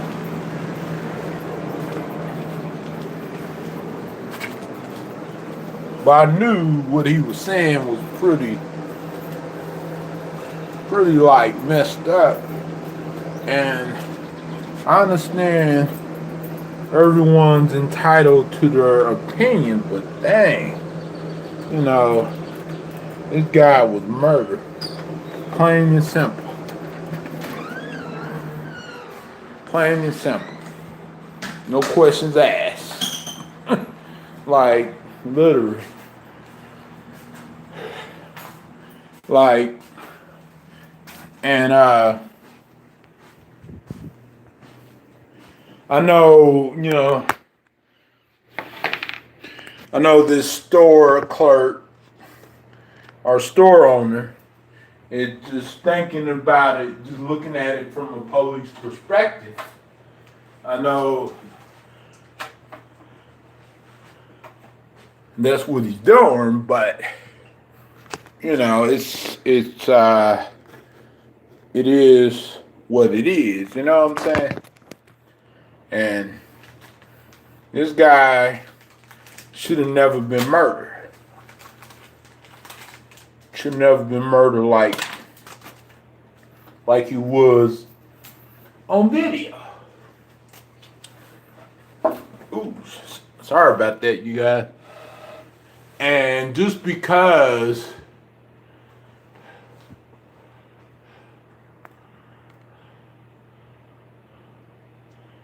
Yep, he was white. Yep, he sure was.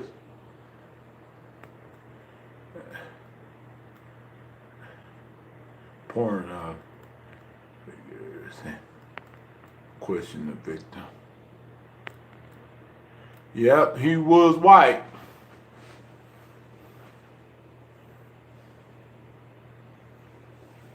Pointing fingers and stuff. Yeah, he was right.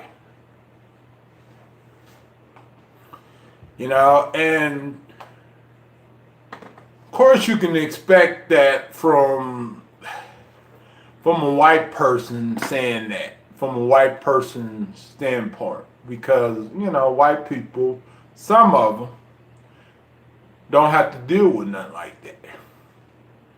You know what I'm saying? Some of them. So of course you can really see, you can't really expect too much from someone, you know, like this guy that works at that convenience store across the street. Because he's just looking at it from a cop perspective. He's not looking at it from a victim perspective. Because he has not experienced being mistreated by the police. He does not have to be when... Exactly, true detective, exactly. You know what? Black lives matter, white lives matter, every life matter. But in this incident, black lives matter. Because it was a black person that got murdered by the police.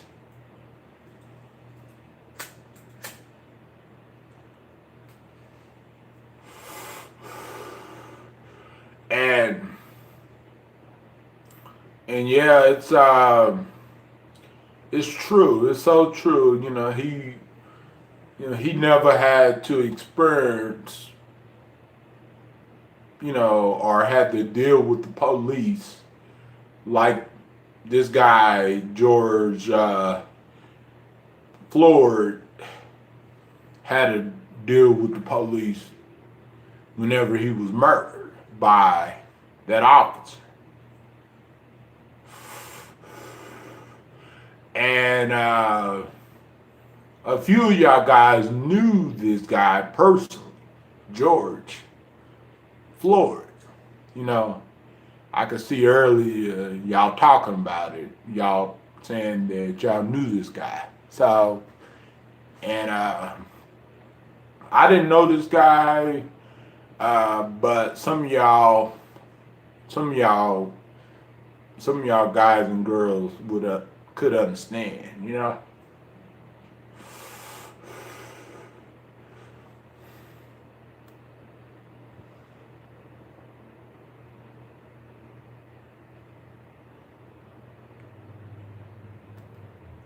Exactly. Nope, I haven't moved yet. Not yet. I have to pay for the security deposit, Butterfly, and plus I gotta wait until June. So I haven't moved yet. But I found the apartment. I just gotta pay a application fee and everything. You know, which my rep pay is gonna send Friday, and then so they can process it and everything, and then I can. I looked at the apartments that I'm moving into, and they're really nice. They got a pool, a really nice pool, a tennis court, a fitness center, everything, and they're about $579 for one bedroom. Better than this piece of junk over here. I tell you that one thing. And there's buses that go over there too, you know, which is a good thing. Good area. Kind of close to a different city too.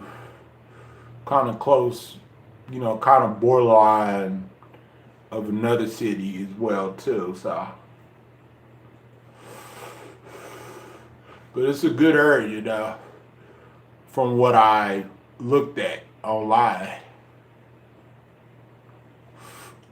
And plus, I looked at some of the reviews, some of the Google reviews, and people like it, you know, over there. And people think the management and the maintenance and all the people that work over there are good people, friendly, professional, everything. So, yeah, I was really happy with those reviews, you know, because whenever you are looking for another place, you want to look at the reviews, you know, that people made about it and see people's experience living over there, or maybe they still live over there, but they gave their review on it and everything. And these apartments right here, they used to have some really good reviews. Most of the reviews online was good. And I seen that they were remodeling, you know, these apartments. And so that's why I moved in. But I seen these apartments, I seen how these apartments looked before they remodeled it and got new appliances. If they would have never remodeled them, and if they would never gave me an apartment above the office in the laundry room, and in a really quiet area. It's supposed to be considered a quiet area back here, but a couple of, like last year, it was like a lot of noise and a lot of things happening because of the next door neighbors, previous next door neighbors, they used to stay back here. And most people don't even know that we are back here, you know, so that's a good thing.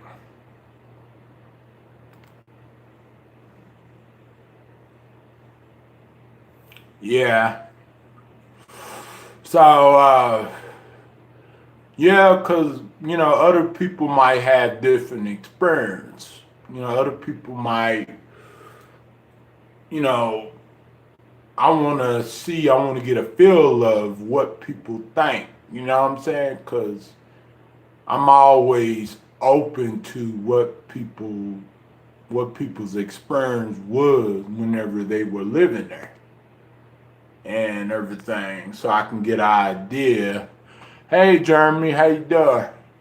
So I can get an idea, you know, make a great decision when it comes to what if I want to move in there or not. You know what I'm saying? It would be an easy call, you know. I don't know, Butterfly. I have no idea. I have not seen Michael all day today. I didn't even see him earlier, neither, whenever I went live on my other channel, Upinthehouserecords TV. So I don't know. He might be lurking in the background. So, and maybe he's too scared to come in here because he sees Penny in here. I don't, no telling though. But just hope that, you know, he understands that, you know, Penny is a good woman and she's welcome in here anytime, and she's part of our family and stuff like that. So yeah.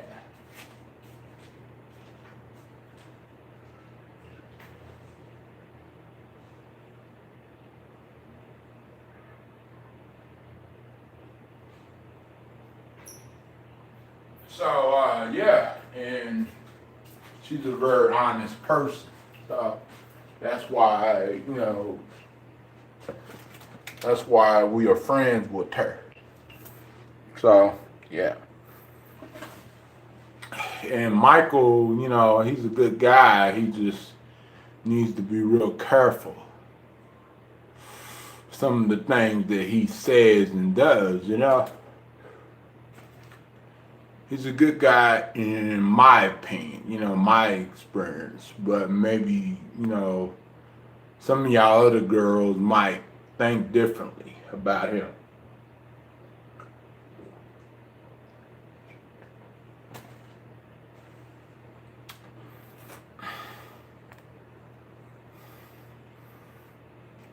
No problem. I appreciate you, Penny.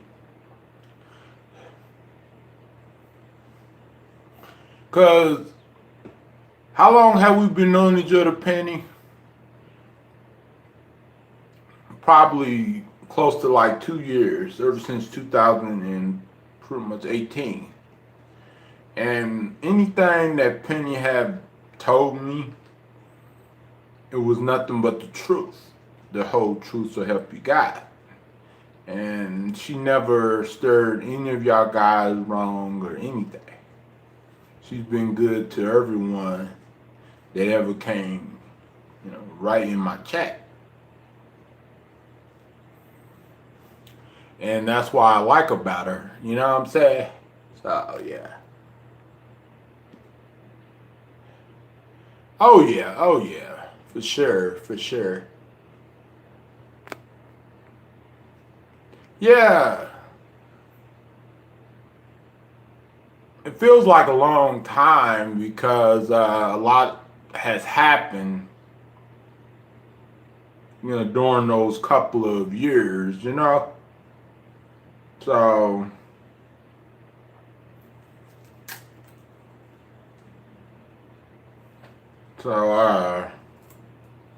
yeah,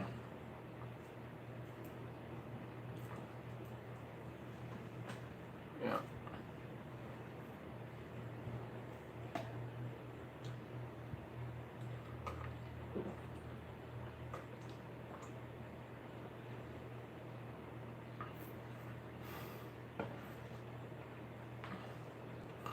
So, yeah, anyone that wants to come in here and chit chat with us and chit chat with Penny, and you're welcome in here. And I don't know what happened to Silk, why she don't come in here no more.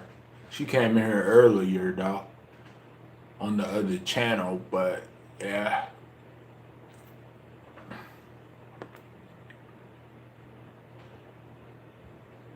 Yeah, yeah, so and it seems like ever since she came back in the chat, it seems like everything been going pretty good as expected, you know. So, yeah, really happy about that.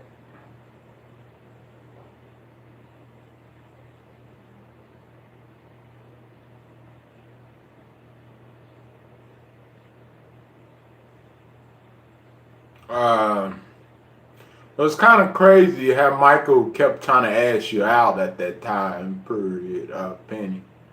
You know.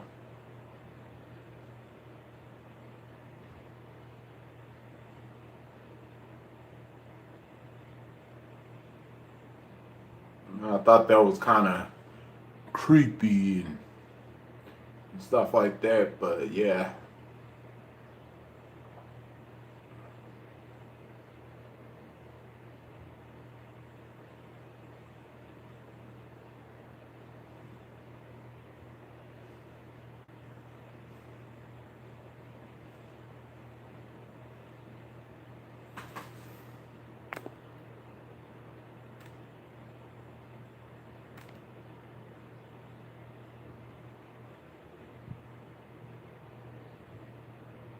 Exactly, exactly, exactly right. Just YouTube, you know, like it's not that serious. Oh yeah, I believe it, Penny. I believe it. Well, you know, he's not gonna get no one on YouTube. You know, like seriously, you know, if he wants a relationship, then he has to find him a girl in real life.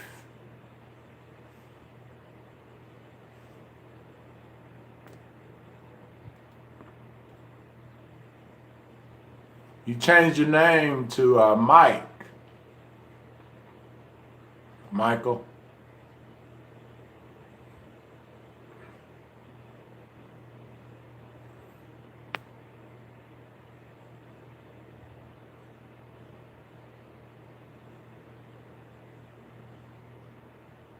There's no reason to argue and fight. I mean, yeah. Hey, Mike, how you doing? Yeah, I don't see no reason that, to fight and argue. I agree with both of y'all guys. Both of y'all. Yep, that's Michael, aka Mike.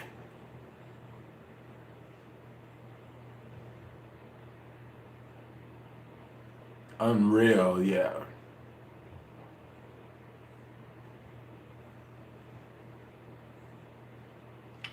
Yeah, I want you to stay, Penny, because you are my friend too, so. But I understand though, Penny.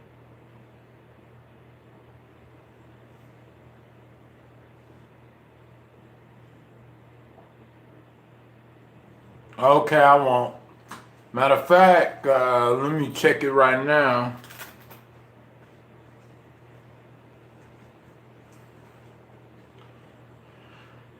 Let me check it right now.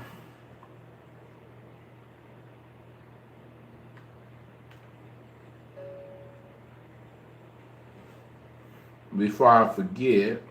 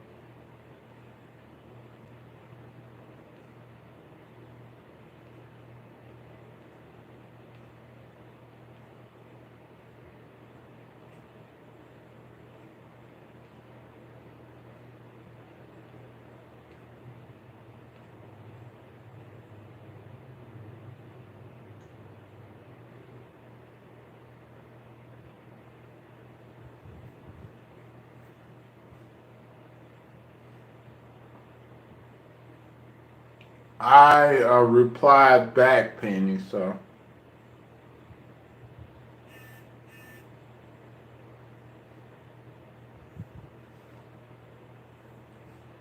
Just got in here. Penny can stay. I did not do anything to you today. Calm down. In real life would be much better. That way you'll actually know what the person really looks like.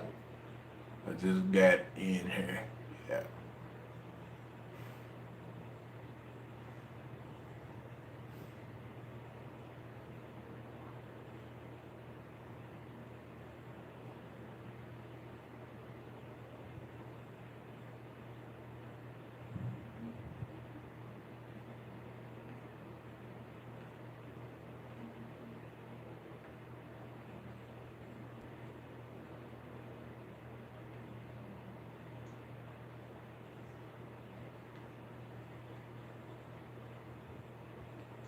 Yeah, I agree, Butterfly.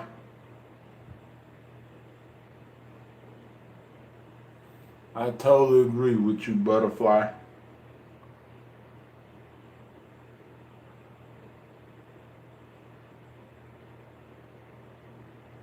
Okay, Penny.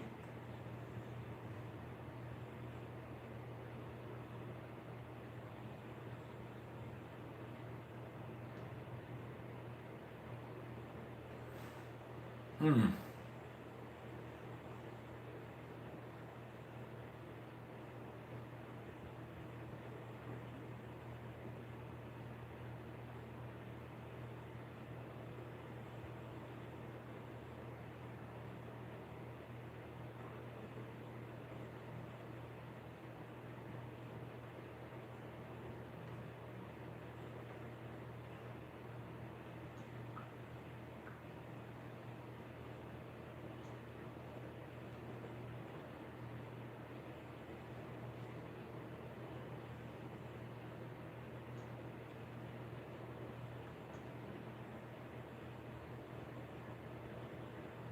Can you call me Mike or Michael?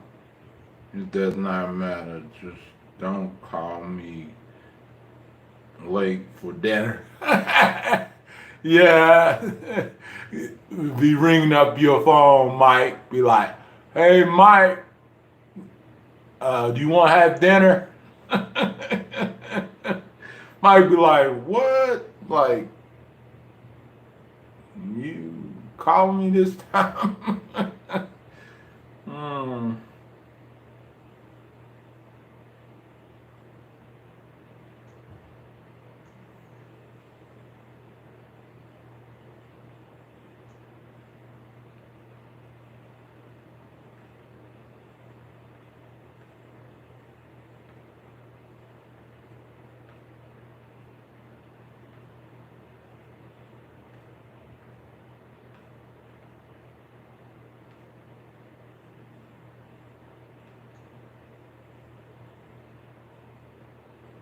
Like, yeah.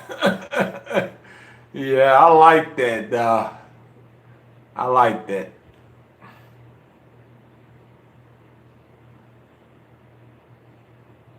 Okay. Hold on, let me check it.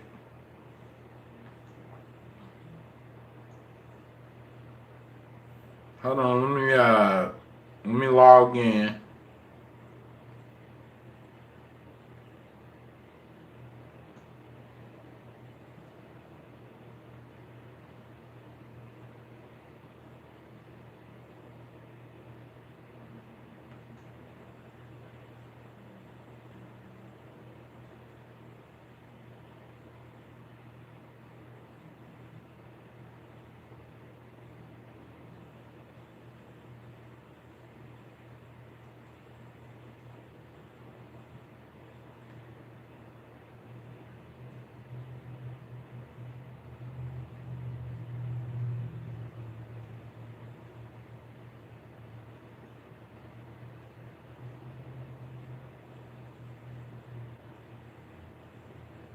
Oh, thank you, Penny. Appreciate you, honey.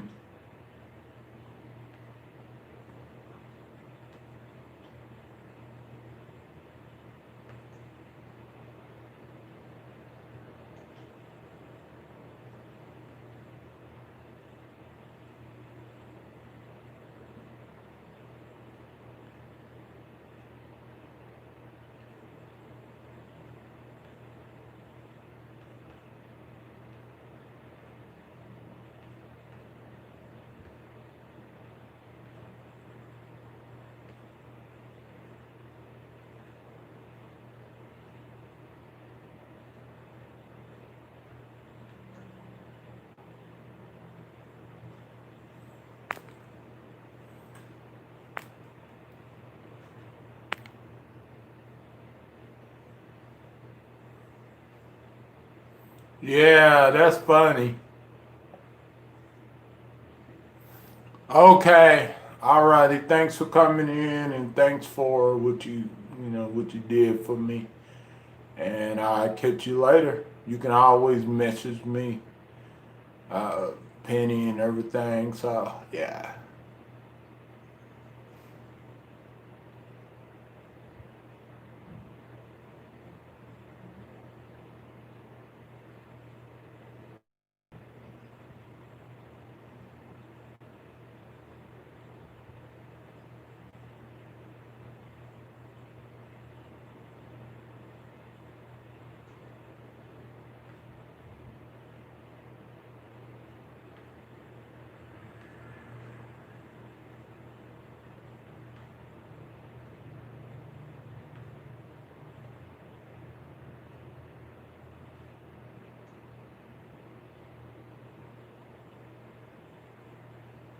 Alrighty, have a good night, Penny.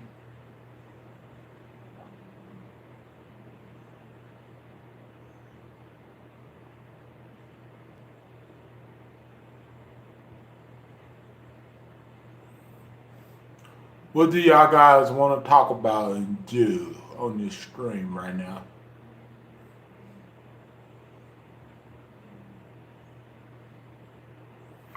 And if you get any news stories about other stuff, send it to me, Penny, and it gives me more commentary, more content to talk about and everything.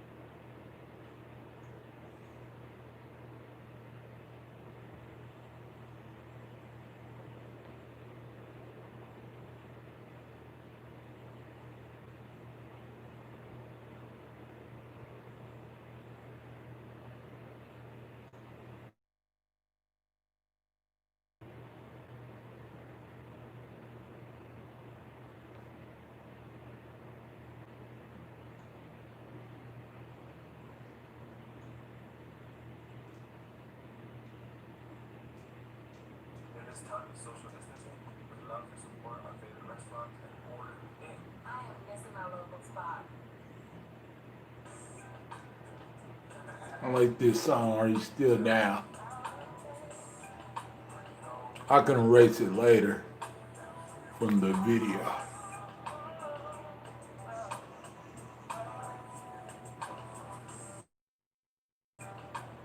Okay. Alrighty, Butterfly.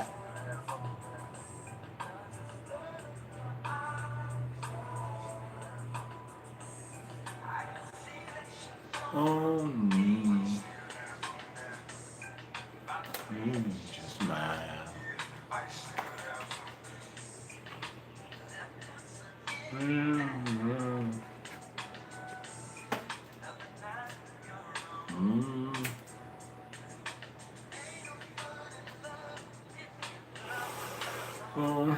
This is, oh, yeah. Used to be there.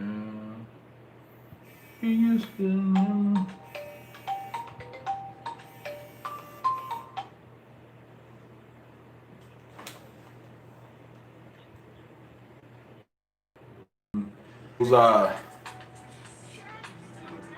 Those fake calls from Social Security, people pretending to be Social Security, saying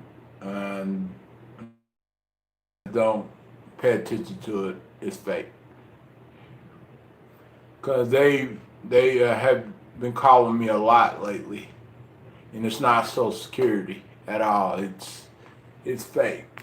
So yeah.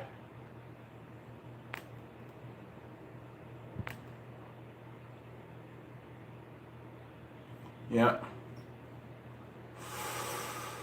Well, maybe she has something to do or something like that, and maybe she just don't feel comfortable with you being in the chat. I don't know, but it's her choice, and if she, don't want to be in the chat when you in her, it's her own choice. So yeah.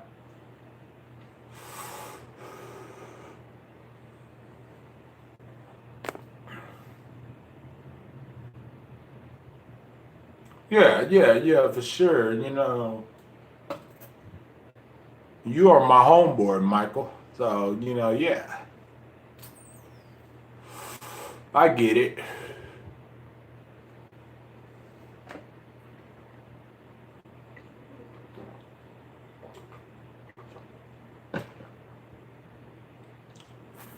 But she's my friend also, so,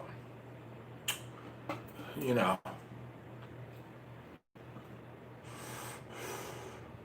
And have a fun time. Yep, that's what it's all about, Michael.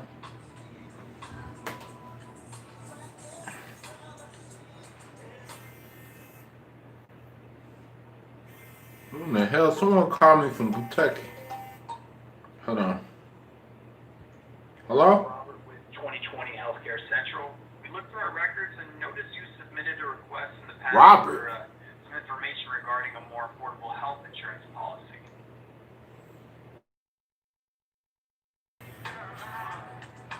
No problem, Penny.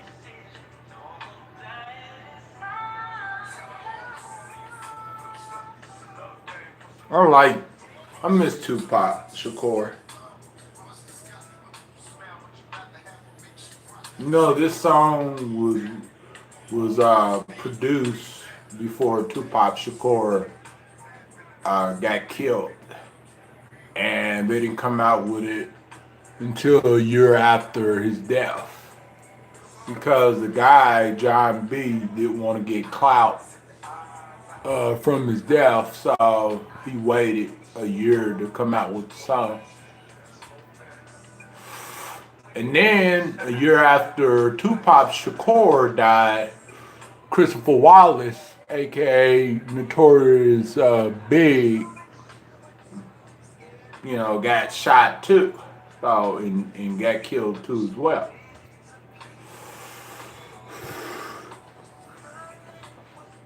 It was very, very sad.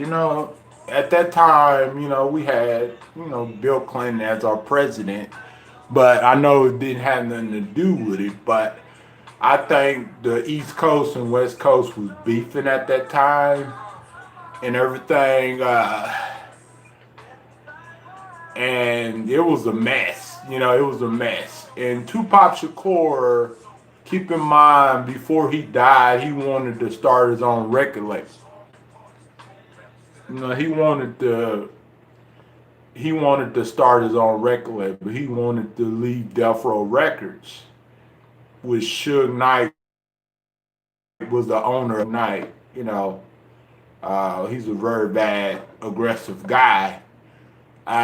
He wanted to leave Death Row Records because, even Tupac's mom said that Tupac was still broke, even though he was a celebrity. They was cheating him out of his money, out of his royalties, out of getting paid, And rest in peace to his mom passing away and everything like that. And do anyone know if Tupac Shakur had a sister? And I seen something about 5 or 6 years ago circulating on the internet that he had a daughter that looked just like him, but I don't quite remember Tupac Shakur having a daughter. I remember him having a son, I think, but not a daughter.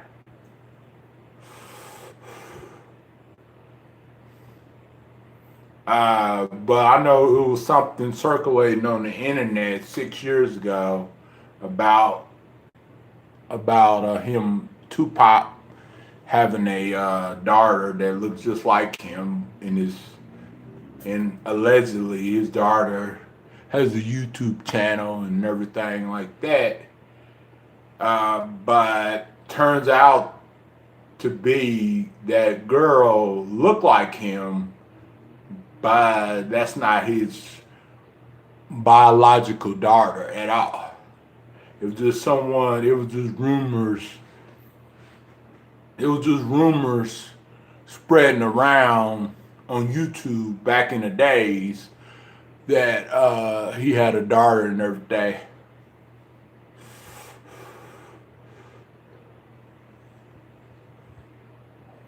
Oh, yeah?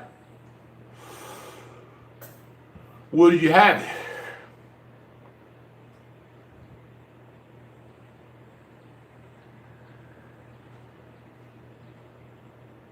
Italian spaghetti with meat sauce. Ooh, Michael, fix it up.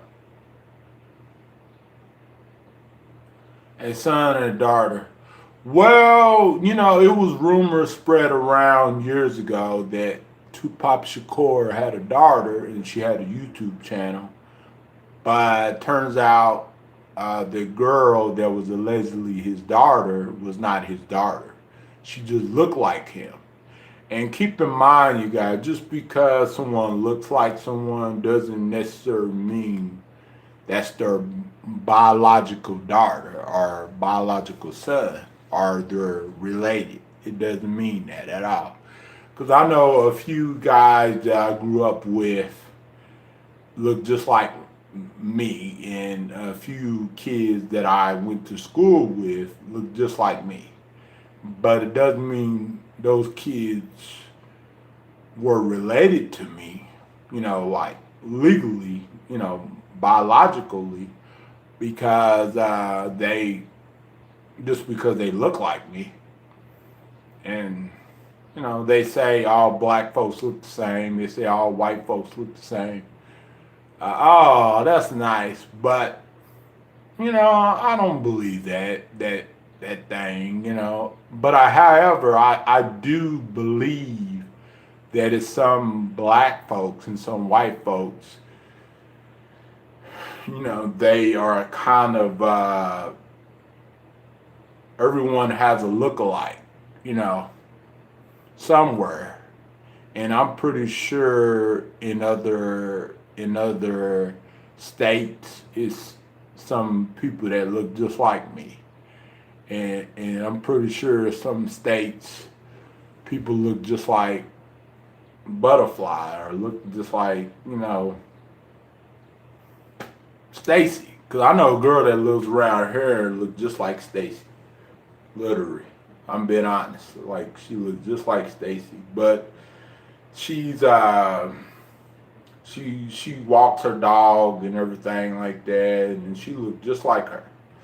But much prettier, much bigger than Stacy. But Stacy, you know, don't get me wrong, Stacy is a beautiful woman, but yeah. And even though that me and Stacy are not friends anymore, but yeah, this girl that lives around here, that walks her dog a lot, she looks just like Stacy. But she's American. You know, she's not a Canadian or nothing like that. But Stacy is, so yeah. That's a big difference.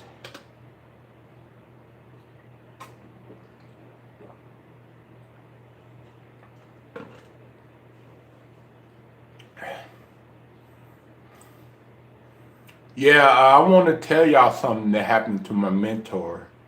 My mentor was in a police car, cruiser, hours ago, talking to the police officer in her neighborhood. She went to a Family Dollar store, and she got in an altercation with this other person, and this other person assaulted her on video, and now she had to go back up to the police station and, you know, explain her statement. And they gave her a piece of paper and everything like that.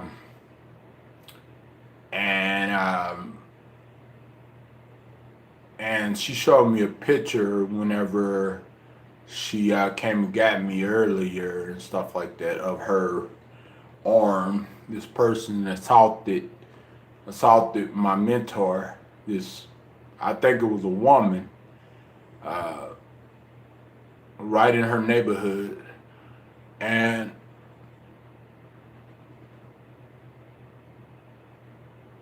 I wasn't there, but I just heard, you know, what happened, because my mentor and her husband was telling me what happened, and so that's why she was late picking me up, because she was in the back of a police cruiser talking to a police officer.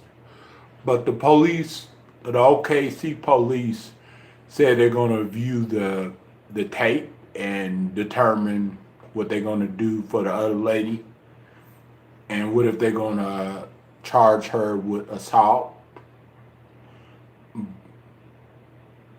But I don't know what's going to happen with that. I don't know if the other lady is going to be charged with assault, battery, or anything like that. But yeah, she assaulted my mentor. Her and my mentor got into a altercation over something. You know, I don't know fully what it was, but according to my mentor, she was at a Family Dollar store near her house, by her house actually, and she got into it with a woman, and a woman assaulted her, and the police was called. She made a police report, so they gave her a police, report thing. And she had to go up to the OKC Police Department and talk to the police and everything. And I don't know what's going to happen from there. I don't know if the woman that assaulted my mentor is going to be charged with assault. But they said that they're going to look into it, and they're going to look at the security video, right in the Family Dollar, nearby my mentor's house and stuff and everything. So, but I think my mentor is probably going to sue the heck out of that woman. Because that woman didn't have no business assaulting my mentor. My mentor is like a sister to me, and family and everything. So, and assault is assault. It doesn't matter who's involved. It doesn't matter whether they're a man or a woman. But I think the woman was white, and that's why the police didn't charge her, didn't yank her up and put handcuffs on her. And see, keep in mind, my mentor is white too, but my mentor got black in her too as well. And her husband is black. So, yeah. But the woman that assaulted her, I think, was white, But if the woman was black, most definitely she would have been charged without looking at any video, security camera, or anything, with no questions asked.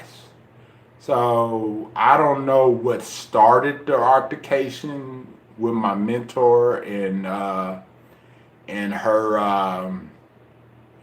and that other woman inside of the store, Family Dollar. I don't know. I don't know what the woman said to my mentor, or what my mentor said to the woman, or what, what I'm saying, because I wasn't there. I'm just going based upon what my mentor and her husband told me. So, yeah. It's crazy, you know what I'm saying? Just imagine being assaulted in a store and then the police don't arrest that person that assaults you. But when you're black, they yank you up, put handcuffs on you, even without evidence, and they arrest you, even without evidence. And we didn't see that happen time after time. Even in a domestic, even in a domestic situation, you know, the woman don't got no bruises, or the man don't got no bruises, and the police just yanked them up and put them handcuffs on them and give them a felony charge of assault or a simple assault, which is a misdemeanor in the state of Oklahoma. But since that woman caused, you know, damage to her arm and stuff like that, where her tattoos are at and everything, that's going to be a felony if she's charged with assault and battery. And everything. So yeah, it's crazy, you know, it's crazy, you guys. Just imagine, you know, someone that you know or someone that works with you hold on. Yeah, you know, and it doesn't matter if George was a criminal. Did he do anything to the police to deserve this? No. Was he a criminal? At that time, did he do any criminal activities on the video? No. What those cops did to him, they executed him. Except one cop had their knee on his neck, choking him. So just because he had some kind of a criminal record, it doesn't justify what these cops did. And it doesn't mean that he deserved what they did to him just because he had a criminal record. Someone came in here like 5 or 10 minutes ago and said that George Floyd was a criminal. Well, that don't matter if he was a criminal or not. Even if he was a drug dealer, it still don't matter. Because you know why? Say if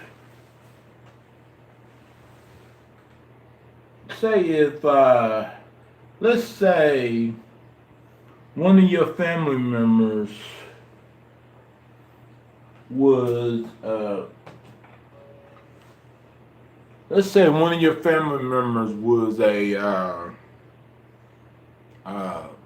former convicted felon, and they were approached by the police. Do you think the police is justified in murdering your? If he had a rap sheet, that don't have nothing to do with him being murdered by those police officers at all. And those police officers, if they were crooked at that time of his death, then before that, those police officers were crooked.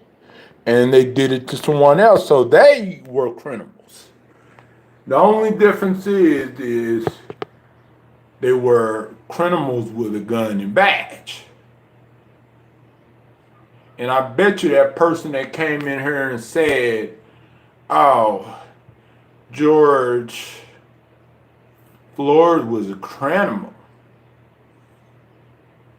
I bet you if something happened similar to their family members that had a criminal record, they would not be saying that at all. They wouldn't say that one of their family members was a criminal.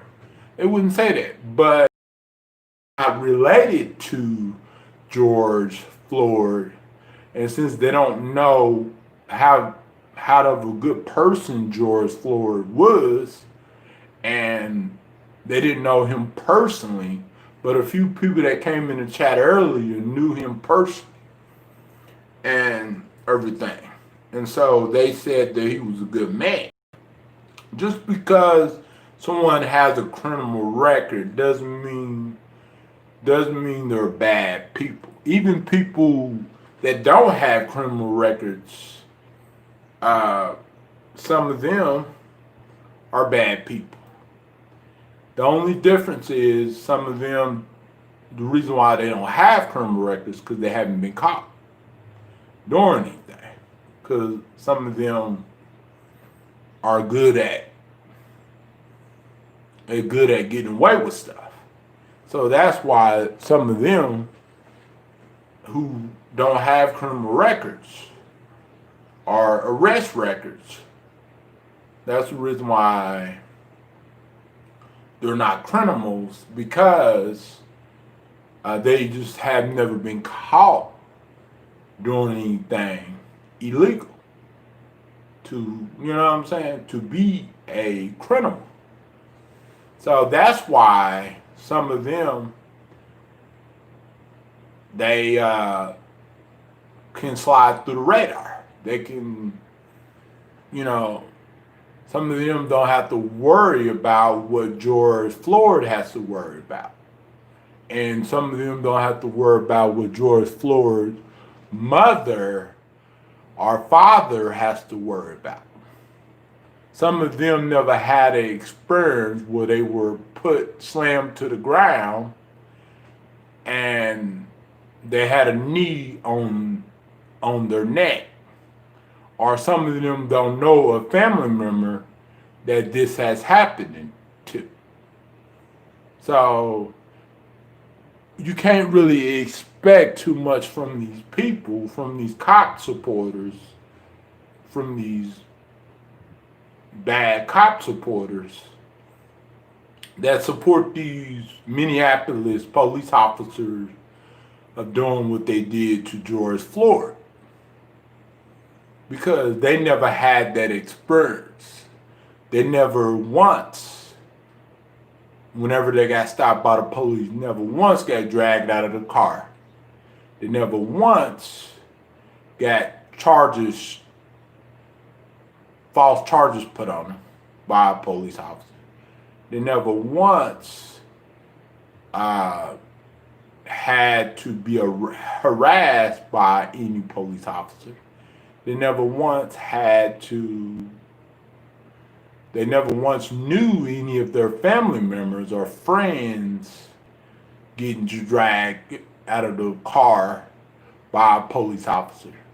They don't even know that experience that George Floyd had to deal with. So of course you can't expect them to understand and look at it in a victim perspective, because they never been a victim when it comes to police brutality or when it comes to police misconduct or police abuse, because they never had to go through what George Floyd had to go through. Eric Gardner had to go through that. Tamir Rice had to go through that. And all those other, Flannel Castile had to go through that. And other black brothers right in America had to go through that. Anytime when most black people are killed by the police, they say they're criminals. But when a white person is killed by the police, they say they're loving fathers. They don't deserve this. But why is it when a black person get murdered by a police officer, some of y'all cop supporters, y'all say that he deserves it, or he was a criminal, or he was a thug? How do you know that? Did you live with the guy? Did you, work with the guy? Did you, was you his neighbor? Did you even know that he had a criminal record? Or even if he did have a criminal record, how does it justify this guy being unjustly killed by cops? How does it justify just because he might have possibly had a criminal record? You know what I'm saying? How does it justify? Tell me. Explain to me. Don't give me no excuses. Don't give me no buts or ands. No. You could clearly see the video. And if that was a white person that the cops were doing that to, you would be like, that's messed up. You would be like, that's wrong for that officer to do that. Even if it was a black officer handling a white suspect like that, some of y'all cop supporters would be outraged about it. Why y'all not outraged about this, George Floyd? Because he's a different ethnicity, and just because he might have had a criminal record, that's why? Or just because of his race? Come on. You know what I'm saying? He is a human being. Just like me, just like you, just like the police officers that's involved, just like anybody else that's living in this world. He was a human being, and he didn't deserve what he got. He did not deserve that at all. Plain and simple. There's no ifs and buts about that at all. There's nothing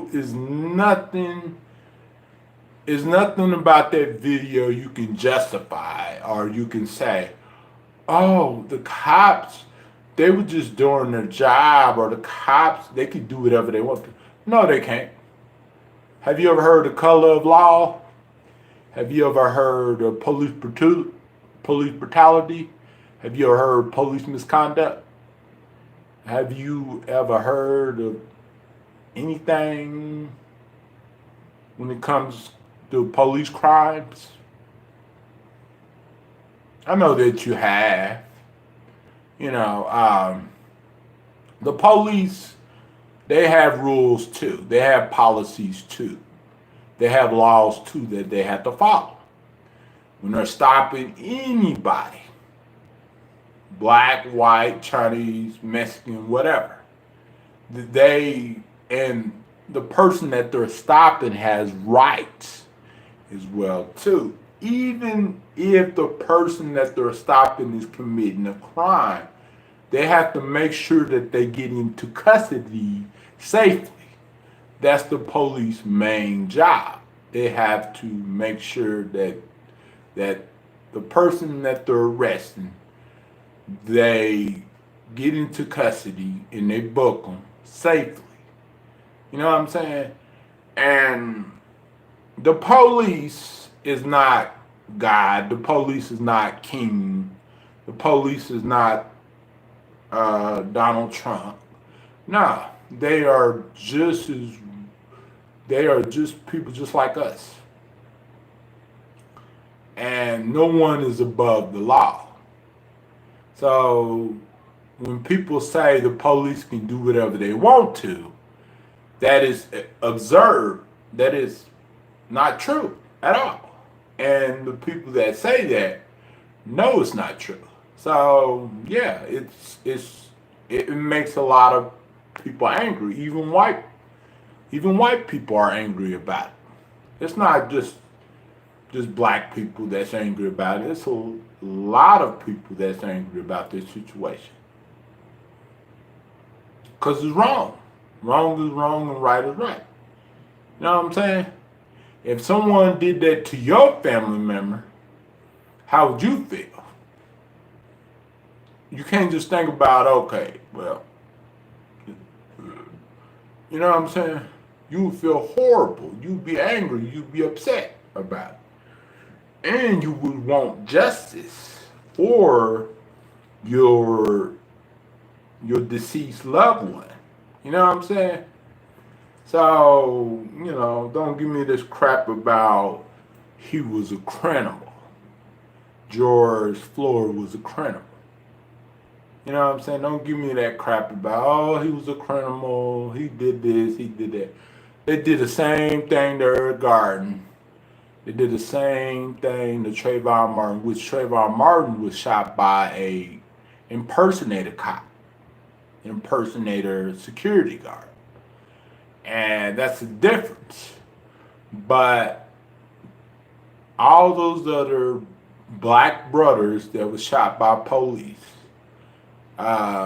they try to find everything on them, even little stuff that don't really matter, and that don't even justify why they were killed or why they were stopped in the first place. You know what I'm saying? Someone's past don't define who they are. Just because they did something in the past doesn't mean they should be killed or justly mistreated. You know what I'm saying? Because we all didn't said stuff or did something more than one time in our life. And most of us just haven't got caught doing it. Like when people come in here with all these troll accounts, it makes you wonder if some of them have mugshots too. And some of them might have mugshots, allegedly. Because if you track who they are, I bet you would see a few criminal records, right on their belt. And it's not about, having a criminal record. It's about justice.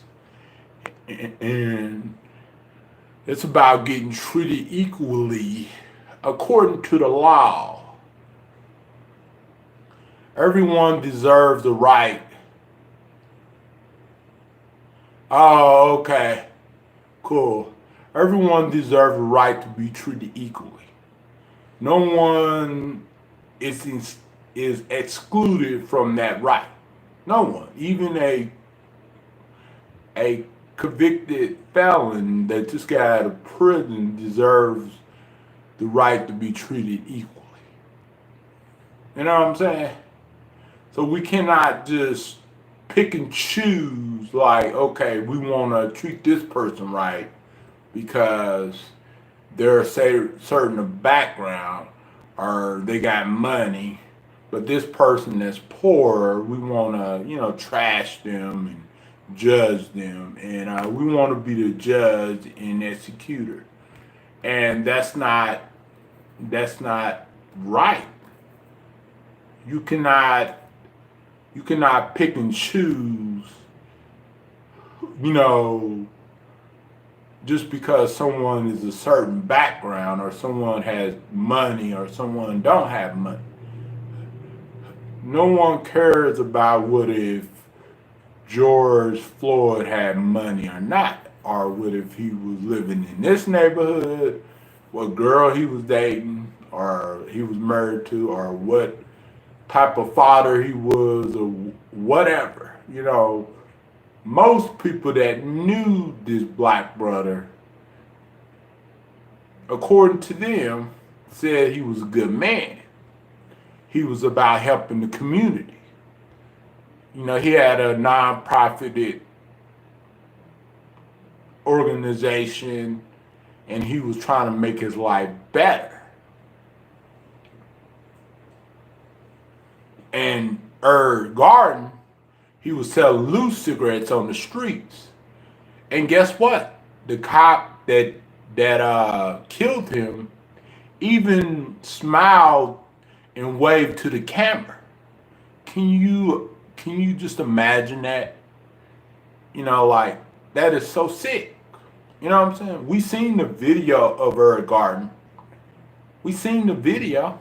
You know, we seen that video when that man said he couldn't breathe when he was getting choked out and everything. We seen the whole video. And the guy that shot the video, they wanted to destroy him. They got him on drug charges, they got him on that, they got him on that.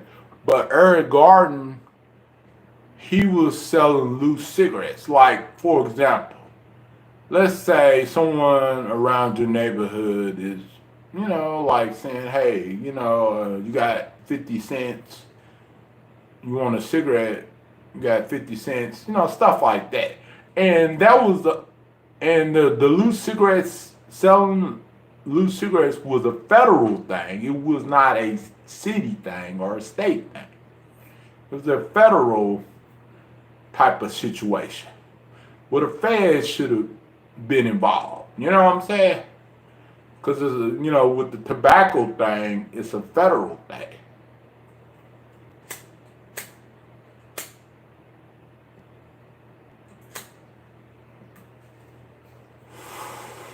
And selling loose cigarettes is not like, it's not like he was like selling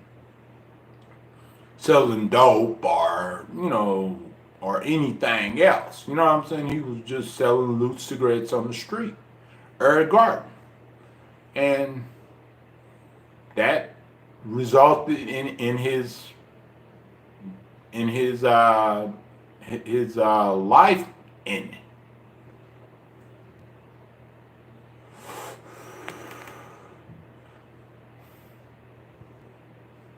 Supreme being, that resulted in his life, Eric Garden. His family got money from it, but I forgot what happened to the cops that was involved. But that Eric Garden situation should be a prime example. Should be a prime example of what's going on today. Because what happened to Eric Garden and Tamir Rice and all those other young men, you know, is happening today in 2020. And you would think that these cops would be serving and protecting right now because of the outbreak that we have it now, but that's not the case at all. You know, some of them are serving and protecting, and some of them are not. And George Floyd is going to be remembered from a lot of people. And this is not going to be the last time this happened. It's not the first time. It's going to happen over and over and over and over again until the politicians and the police chiefs of those departments demands not only firing these cops, but demands punishment, major punishment to these cops that are involved.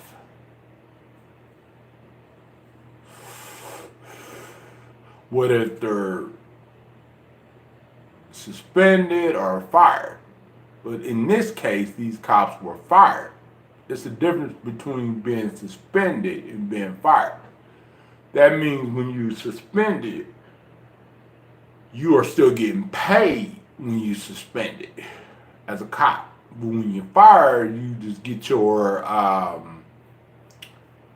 pension, and you still get your pension every month. When you, even when you're fired, you're still going to get all of that 401k. You're still going to get all of them benefits. The only way that you're not going to get all those benefits is unless you're sitting in the jail cell.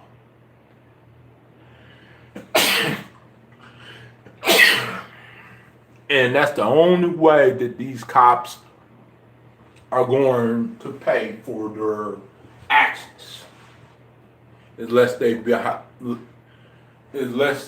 these cops are behind bars. But if these cops are just fired, that's not going to really change anything at all. And just know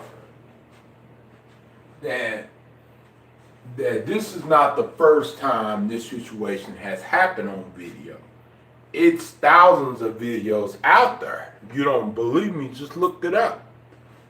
Just look it up. It's not hard to find. And I understand that some people don't have to worry about the situation that George Floyd had to worry about.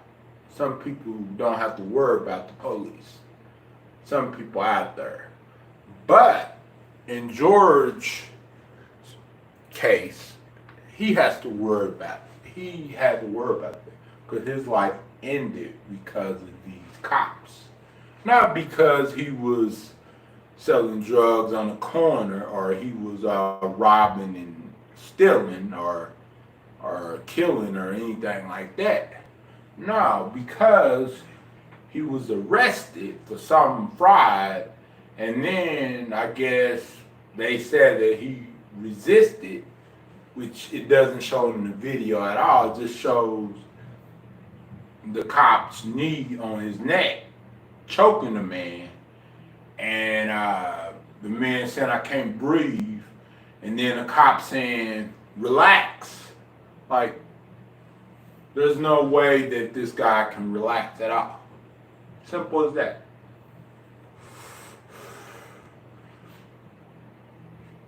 Could it have been avoided? Yes, it could have been avoided. And I think the cops that was sitting by watching could have avoided. Because the video was 10 minutes. Keep in mind, this was going on for almost 10 minutes, I believe. Correct me if I'm wrong, you guys. 8 minutes or 10 minutes? Which one? This was going on for a little while. You know what I'm saying? And even 8 minutes feels like a long time because, you know, when you can't breathe, it doesn't take that long to lose air inside her. And it doesn't take that long before you become conscious.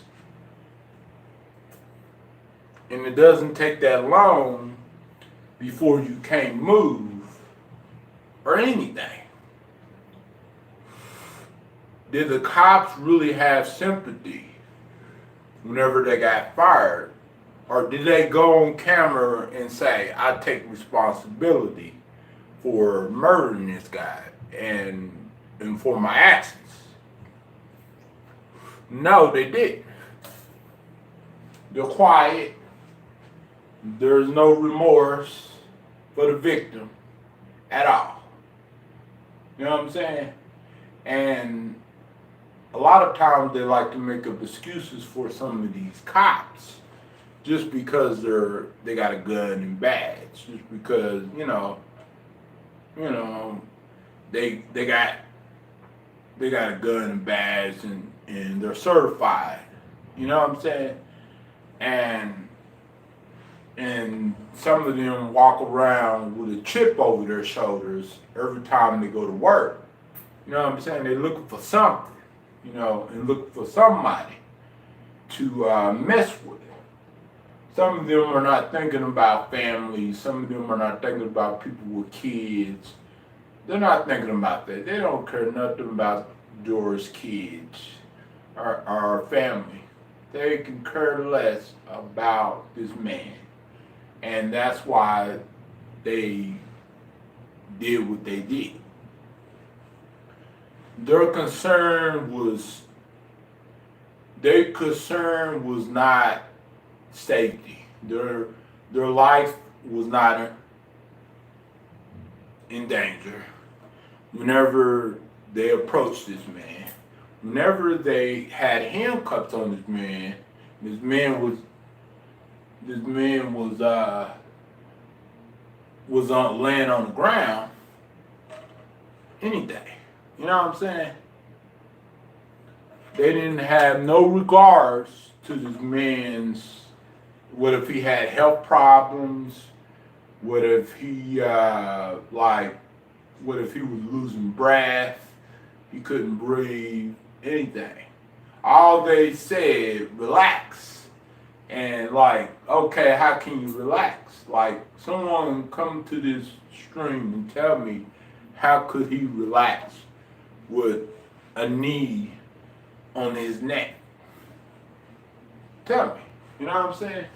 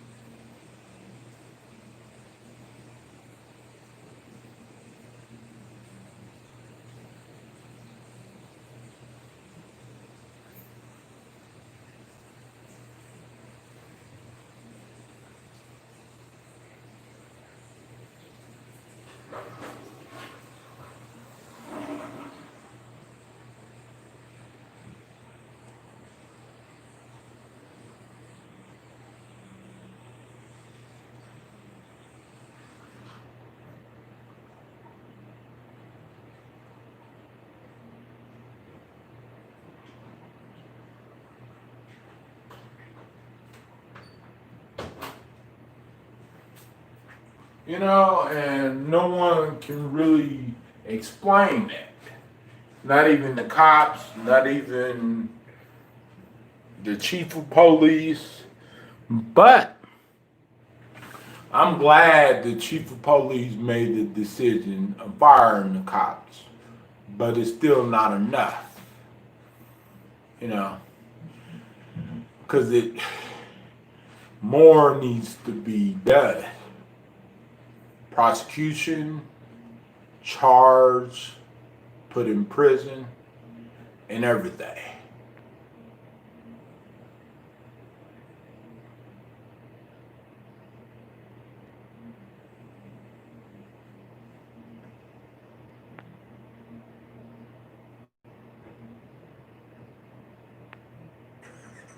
Yeah, I think people are. Because they're cops, that's why they're not in jail. Because when have you ever seen a cop get arrested for murder? Just right on the spot. You know, a cop being arrested for murder. That just don't happen like that at all. But a citizen, yes. You know, that happens a lot. If these people, if these cops were black cops that did it to a white suspect and they didn't charge them, it would be an outrage in that community. Guaranteed. And the people that's families with that white suspect would be raising hell about it. You know what I'm saying? But get this, if they were black cops and if it was a white suspect, they would have been charged within probably 48 hours within the incident.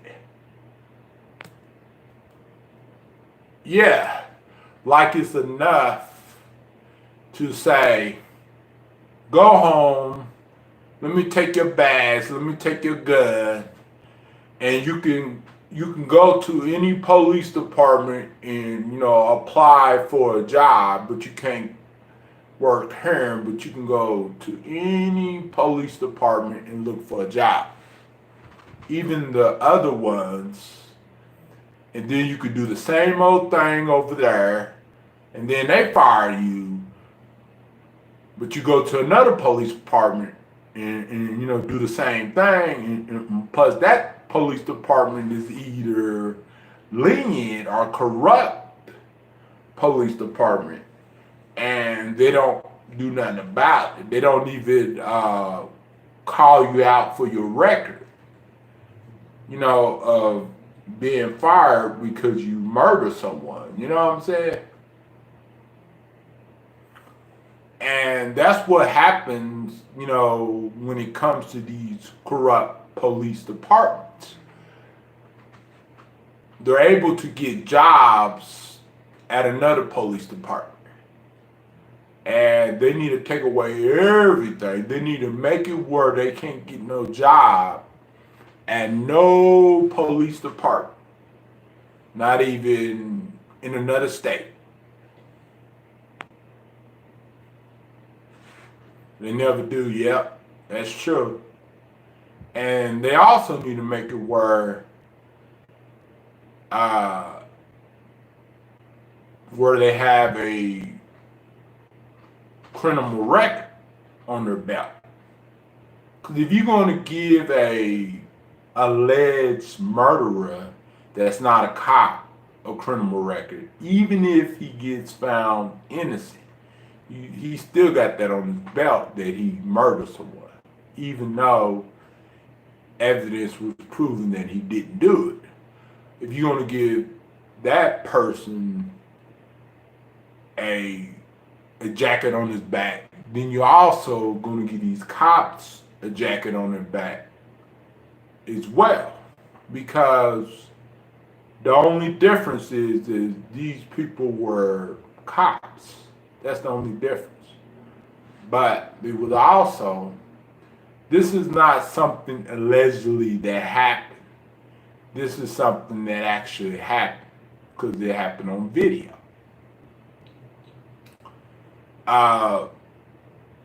Could the situation be handled a little differently? Yeah, I think it could have.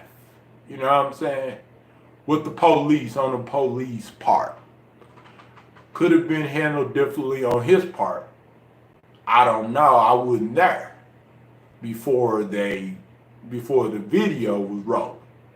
But I do know what I saw, and what I saw is not justified at all. It's murder.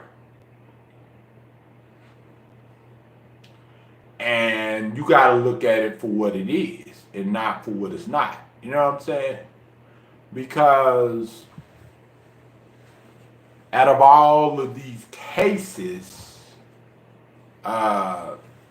in multiple states of how these police officers are treating these citizens, you got to ask yourself, like, when is it ever going to end? And the answer is never. Never, never, never. Because once a bad cop, always a bad cop. And just because a cop goes from one department to another, it doesn't mean he's going to be any better working for that other department. Because he might be worse, a lot worse, working for other departments. So all they're doing is just firing them and giving them an opportunity to go to another department or go to another city, work as a police officer for another city. And then, like, pretend like it never happened, but it did. You know what I'm saying?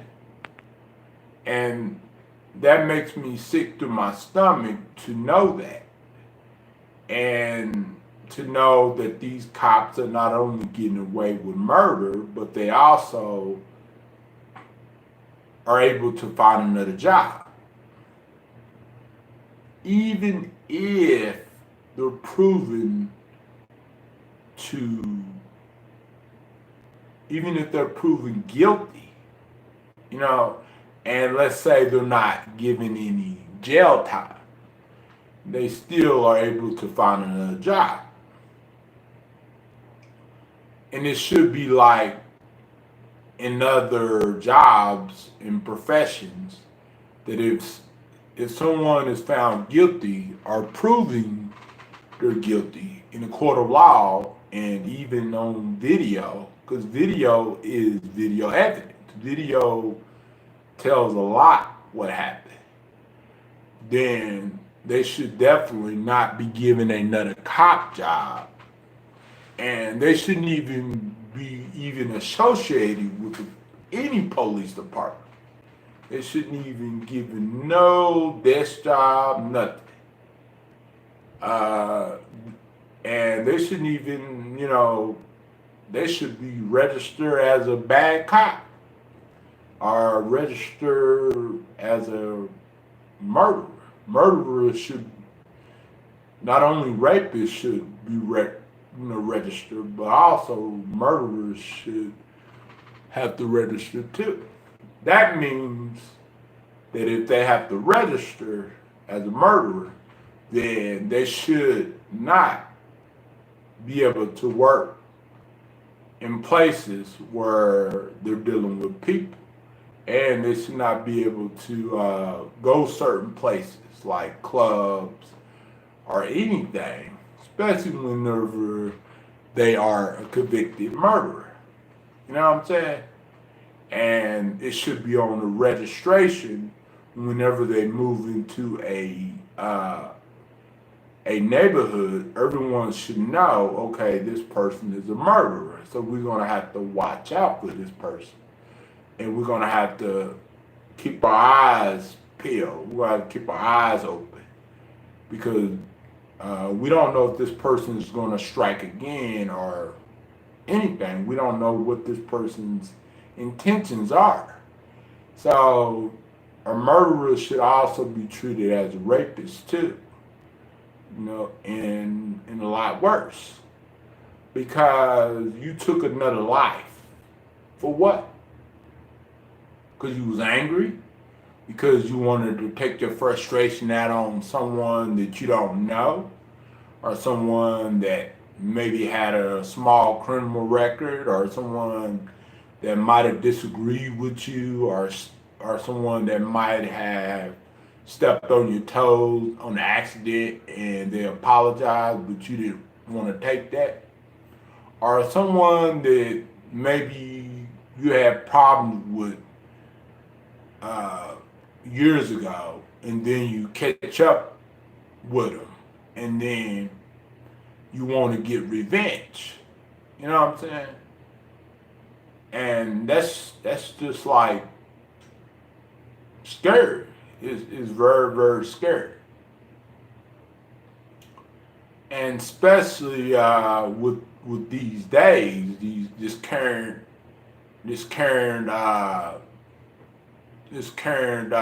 situation that we are facing, and it's much harder and harder.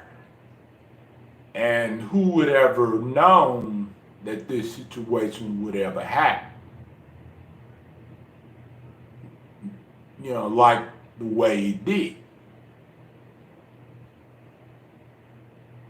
I don't know. You know what I'm saying? I can't answer that. But I can say that this has happened time after time after time again. And most of the people that it ends up happening to, most of them are African American people. And even women, African American women too. But mostly African American men. Because we are easy targets, and we don't have big lawyers to back us up. We don't have money to really to do anything about it. We don't have a lot of people Like when it comes to the justice system or when it comes to the law enforcement. We don't have law enforcement privileges or law enforcement backup or anything like that. Most of us, some of us live in the ghetto. Some of us was raised in the ghetto. Some of us were lucky enough to get out of the ghetto and live somewhere safe. But then we thought where we lived was safe, and it wasn't really safe. It was just as bad as whenever we lived in the ghetto, except the street was pretty and nice, and all the houses around us was beautiful, and it wasn't trashy or nothing like that. But it still had corrupt police around there, and it still had really bad people living near us or living around the corner or something like that. So yeah, the things that we as people will be dealing with in the ghetto, we could deal with it pretty much in the suburb, in a really nice neighborhood that we think that nothing is going to happen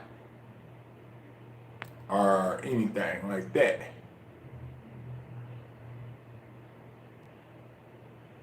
Exactly. So it does, there's no safe place to go when you are an African American man. Just because you think just because you get out of the ghetto and you get money, it doesn't mean you're going to be safe. And it doesn't mean that you're not going to get robbed. It doesn't mean that you're not going to get harassed by police. It doesn't mean that you're not going to get harassed by nosy neighbors from a different background. You know what I'm saying? And it doesn't mean, nothing is going to happen to you. The only feeling that you're going to have living in a really nice neighborhood is when you're walking down the streets are going to be clean, ain't going to be trashy or shoes all over the cable cord, like people throwing the shoes up there. So I know all about the ghetto, and because I didn't live that experience, and I didn't live the suburbs too. So I know about both. You know what I'm saying? And I know the pros and cons of living in the suburbs, being black, and the pros and cons of living in the ghetto, being black, and being poor. Because not everyone that lives in the suburbs are rich, got a lot of money. It's just they're lucky enough to live in a nice neighborhood and to live in a suburb area. Because maybe their parents got a little money, or just because they got their wife or their husband got a better job where they can afford $1,000 3-bedroom house or a $2,000 a month 4 or 5 bedroom house. You know what I'm saying? And a lot of these rappers that live in the suburbs, a lot of them, they grew up with eggs and rice. And some of them grew up with cockroaches in their apartment. And some of them grew up living in Section 8 houses, getting taken by CPS and, dealing with CPS and freaking being poor and being on food stamps and welfare and all that stuff. A lot of them had dealt with that. You know what I'm saying? And their whole life hadn't always been about riches and fancy cars and freaking big cigars, $100 cigars, and $1,000 alligator shoes, and no. They have most of them. They have dealt with harassment from the police whenever they were living in the ghetto and stuff like that. And some of them also have dealt with Section 8 housing and food stamps and all the other stuff. And a lot of them have dealt with that. So sometimes when you see them rapping about that, some of them have been through that and have been through that situation.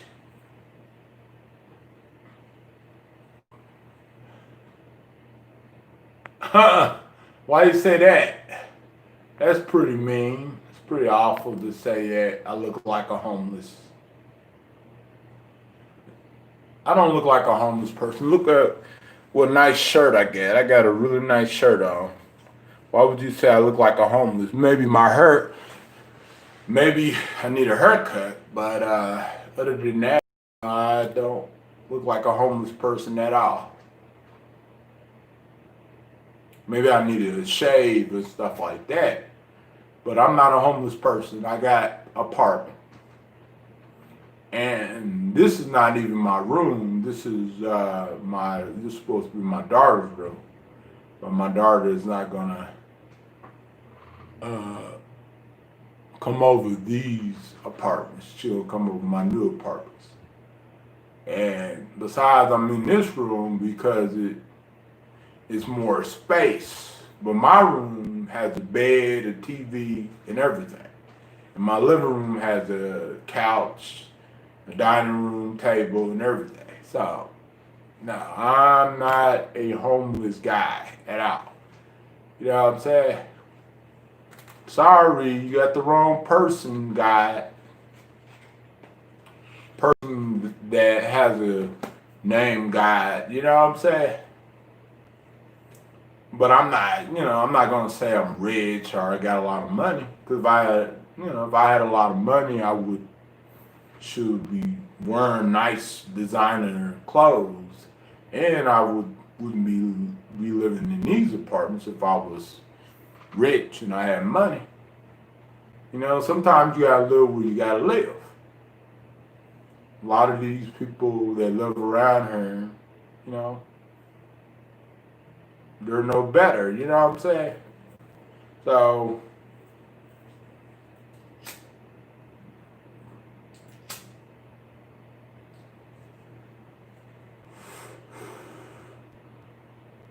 and some of them, they struggle more than others. Everyone's different. Yeah. 'Cause look at this shirt. Do this shirt look like I'm a homeless person? Look at this shirt. This shirt is a really, really nice shirt. This shirt is a really nice shirt. That shirt, I bought it from a name brand store. I didn't get it from no strip store. I didn't get it from no Goodwill. I got it from a Marshalls. And most of my clothes I got it from Marshalls and Ross. And a few of my clothes I got from the mall. So I'm not like homeless at all. Homeless means that you don't got no home to stay in. Just because you see a bird and you see I need a haircut doesn't mean I'm homeless. Because I see a lot of people that look like this and they're not homeless at all. It's called self-isolation. Ever since I've been in self-isolation, the only thing I have been doing is showering, and changing my clothes. That's the only thing. But when I wasn't in self-isolation, I was shaving once a week. And a lot of people look like this.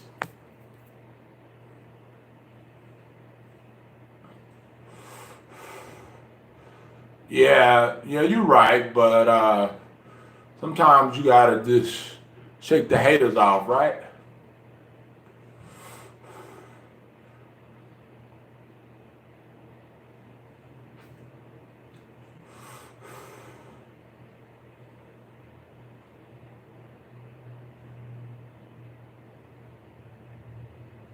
So I'm not a homeless bum. I'm just an average poor brother trying to make it in a crazy world. And yeah, you're right, don't give them a response, but sometimes it's hard not to give them a response, because these people be just like at it, like constantly. But I get what you're saying, Shadow. Hashtag Shadow. Hashtag.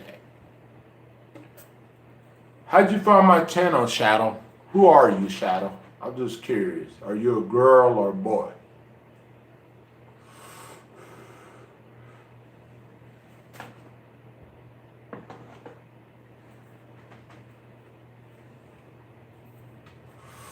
How long have you been subscribed to my channel, Shadow?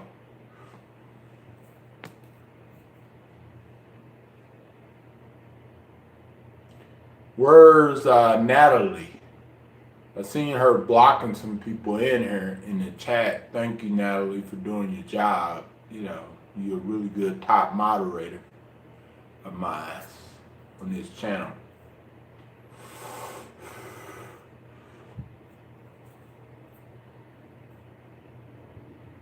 Oh, Minneapolis. Oh, okay. Oh, welcome. So you're not that far from where that happened, from where that guy got killed by the police officers, right? If you're in Minneapolis.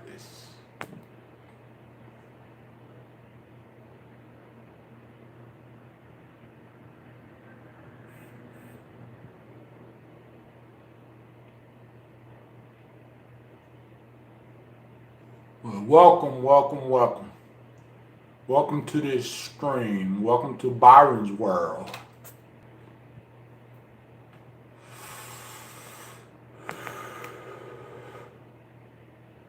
Oh, 15. Oh, that's not too far. Damn. So, how do the police treat you when you get stopped by the police? How do they, are they polite, or they're friendly, or what?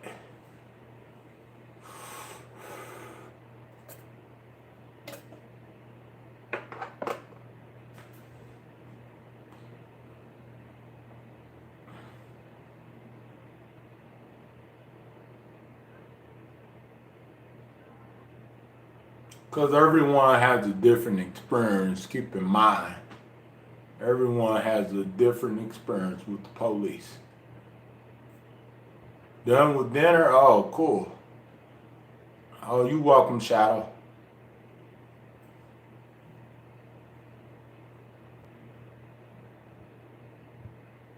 So, do you know a girl named Stacy Sparkling Star, aka Rainbow G, or Stephanie D, or anybody? Just wondering, because it seemed like a lot of people that knows those people, we seem to connect.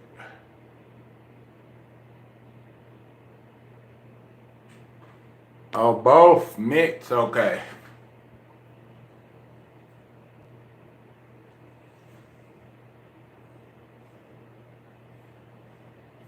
Oh, well, hey, my most experience was good, 90%.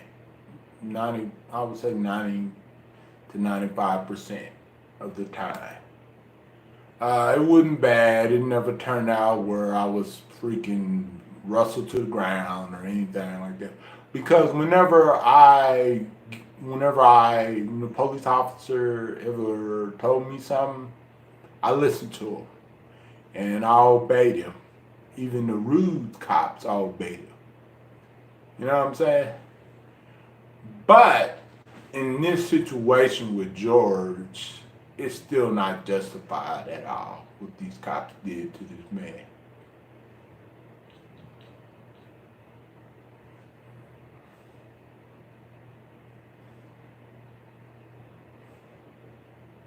You know, it's still not justified. You know, like, people are wondering, like, what he could have done to avoid this situation.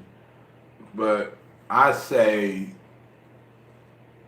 sometimes when someone's arrested, it ain't always a good experience, because when you're arrested, especially a felony arrest, you don't know what to expect from getting arrested from the police, because the police might be one of those officers that might be having a bad day, that might be frustrated with his police work, or his commanding officer.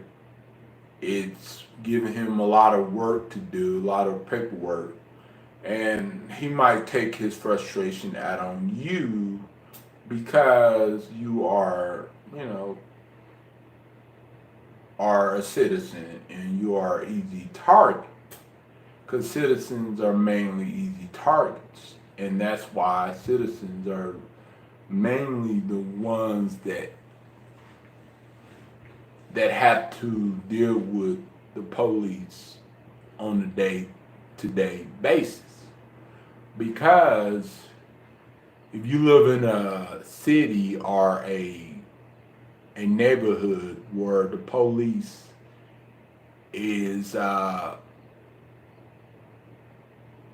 told to stop people that don't do nothing wrong, then of course you're gonna have a most likely encounter with them being black or being Hispanic or being Asian.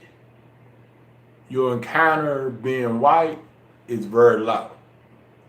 Unless you like really, really do something really, really bad, being a white man. That's it. It would take a lot for you to have a really bad encounter with them, being white. Simple as that. But being black, all you gotta do is say, "Why you stop me? Officer, stand down," or "Officer, leave me alone," or "Officer, stop harassing me." And the police will get so angry and take you out of the car, the vehicle that you in, whether you're in the passenger side or whether you're in the driver's side. Even if your child is in a car, these officers don't care at all. Even if you are with your mom, or even whoever you with, they don't really care. You know what I'm saying? And it's sad for a child to watch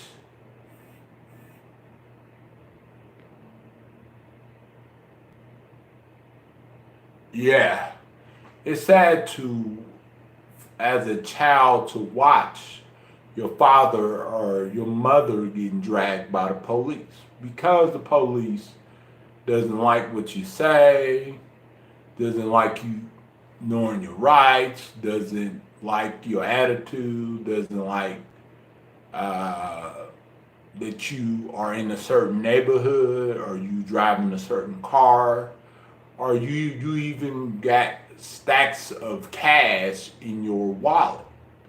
They don't like that. They want you to be broke. They want you to be negative. They want you to struggle. They want you to feel a certain type of way about life.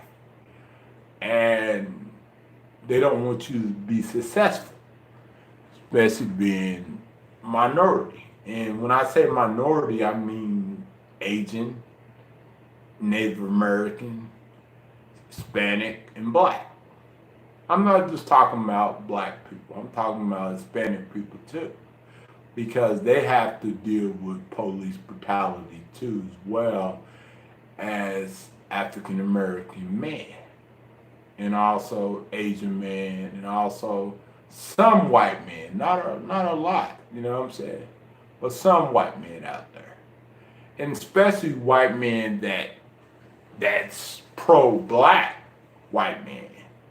That's all about the Black community type of white man. That all about justice type of white man. They want to treat them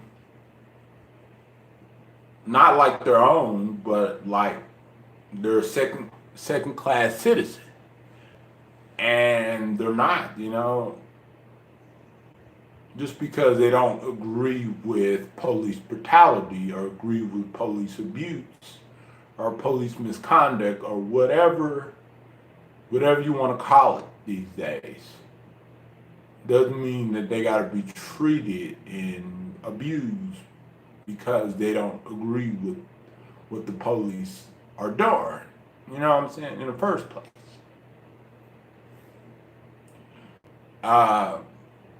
I met a lot of great officers in Oklahoma City, in Texas, in Kansas, in other parts of town. A lot of great officers. Some officers are really, really nice. Some officers should give you a ride back home. Some officers will, you know, like whenever they see you struggling, some of them will help you. And sometimes the good officers get unknown. And sometimes they don't get noticed for their going beyond and they're helping out in the community. And I done seen officers pass by a car that was smoking and they needed help or jumper cables. And those officers just passed by and didn't really stop or didn't really help or nothing. And some officers saw that and they helped, and they, you know, like helped them tow their car, they helped them get a ride home and everything. So it is nice officers, police officers out there. And some of them just pass you by and not even wave or smile. Some of them will, some of them won't.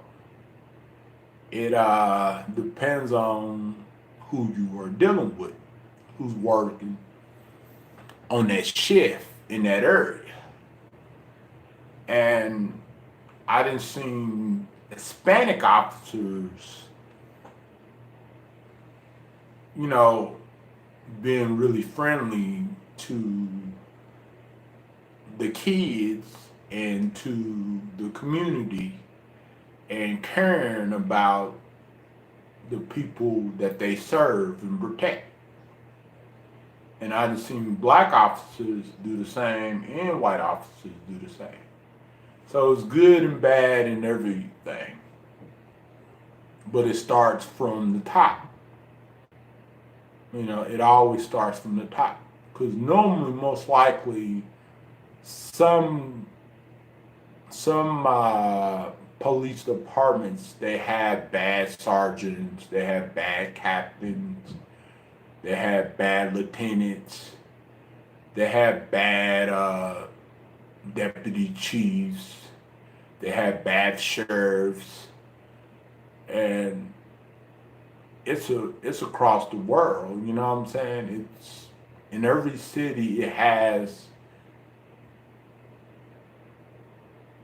one bad supervisor or one bad chief, and who would ever think a chief would be crooked, right? You know, some of us would never think of that. Some of us think, well, chiefs are good, chiefs are about following the law. Some of them are. Some of the police chiefs are really good people. Some of them are, some of them are not. Just like with the patrol officers, some of them are good officers and some of them are not. And it goes with the deputy officers too, and the sheriff's department as well. And even the state level, and even the federal level too, even the FBI and all the other stuff. Because I done seen a few videos where the FBI had a couple of FBI misconducts on video.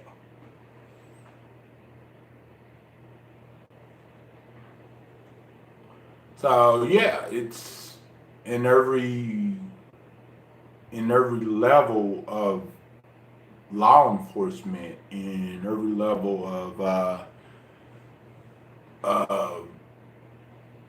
a career, it's always someone that's bad. In schools, in the health system, in the court system, in the justice system, in the political system, it's always someone bad. And there's more than one bad apple. It's probably a dozens of bad apples in every profession. It's not just a few, it's dozens of them, maybe hundreds of them that you see on a daily basis. Can we prevent these corruptions? No, because we don't have power. Can we vote some of these people out of office? Yes, we can.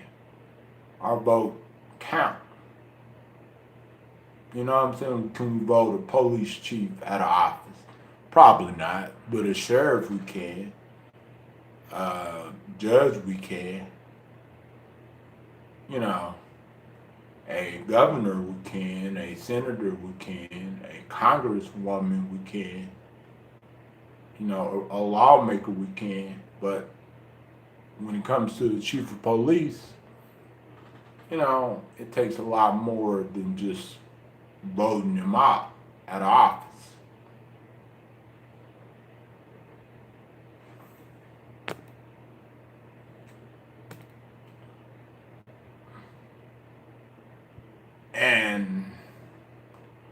But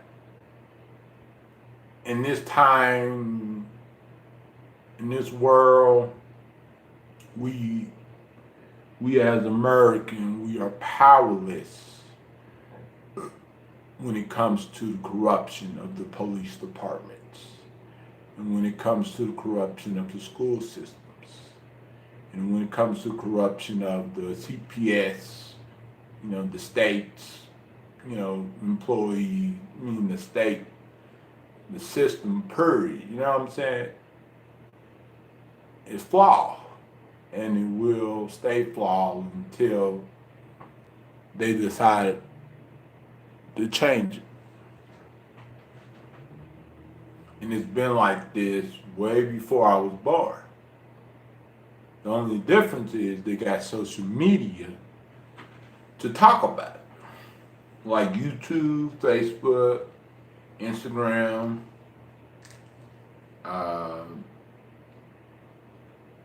other social media platform, Twitch, YouNow, whatever. They got all kinds of different video streaming platforms to talk about. Big Shoot. I got a Big Shoot account. Just look up Young Byron on Big Shoot. And be sure, if you're not subscribed to my main channel, subscribe to Upinthehouserecords. One word, and then you gotta space it. And then you put TV. My main channel. And then I got another channel, Notorious Byron. And you can subscribe to that channel too if you want to. And if you want to be a member of my Up in the House Records TV channel, you could be a member as low as $1 per month. You get badges, you get emojis, all that good stuff.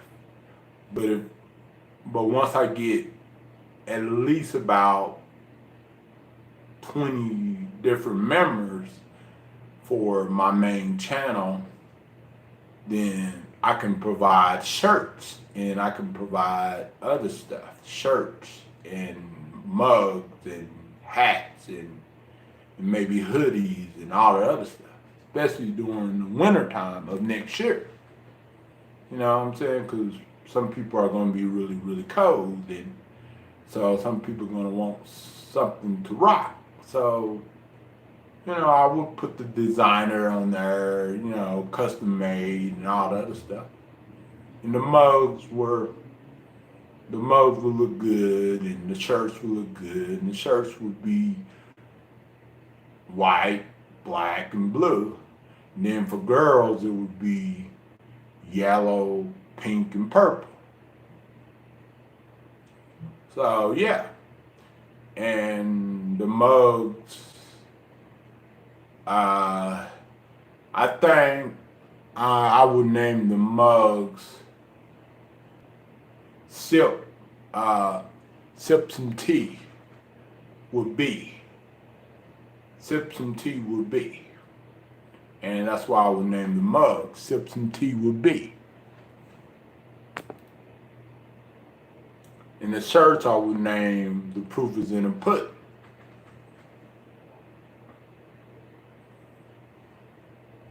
And the hats would, so I don't know. I don't know what I would name the hats though. But I will figure something out though.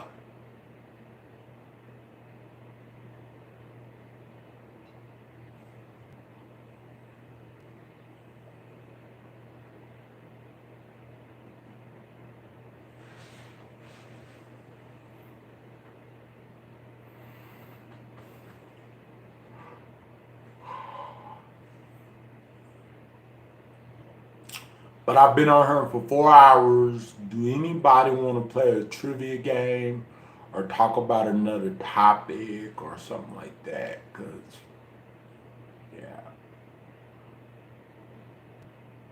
We can either talk about another topic or play a trivia game. Press 1 if y'all want to talk about another topic. Any topic that y'all want to discuss. Any new topic, just let me know. What do y'all want to talk about? Do y'all got any news about anything that's happening, or what do y'all, what do y'all think about Joe Biden leading in the polls with Donald Trump and his possibly chance of winning on election day?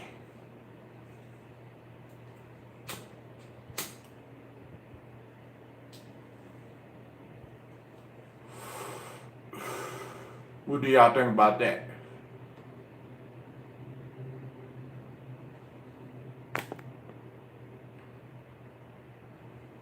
Well, politics is popular though. Okay, is there anything new that's going on in y'all city, or new that's going on in y'all stayed or anything interesting that the other viewers need to know.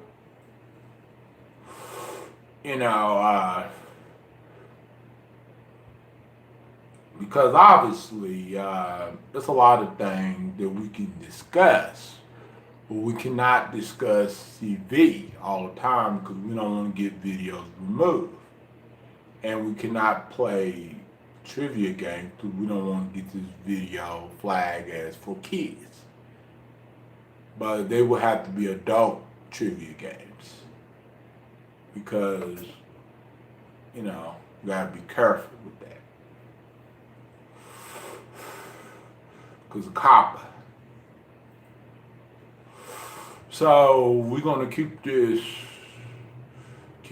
chat and keep this stream PG-13. You know what I'm saying? As much as we can.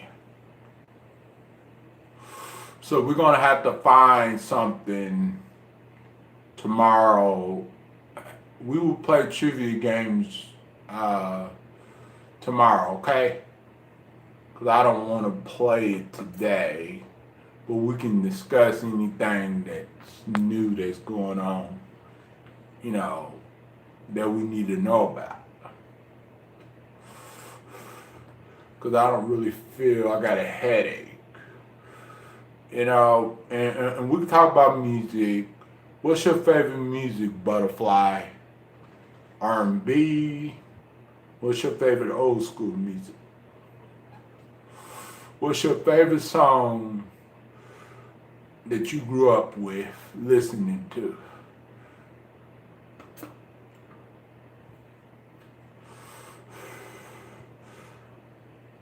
I grew up with Something for the People.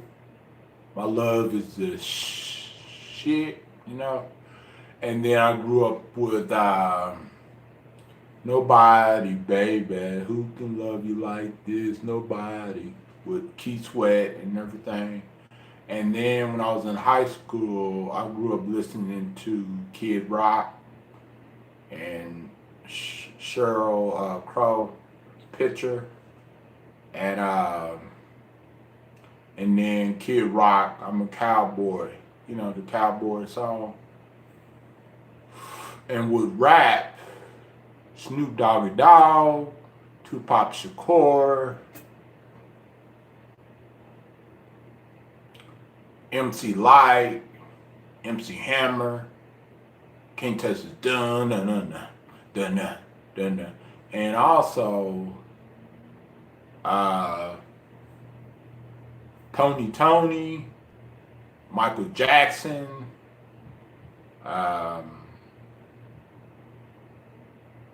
112, Biggie Smalls, Puff Daddy Combs,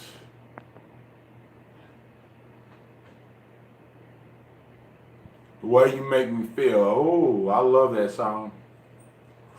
James Brown, Beethoven, Elvis Presley. Thank you very much. I didn't grow up with that, but I love that. I love Elvis Presley songs, you know. And I love Ray Charles too.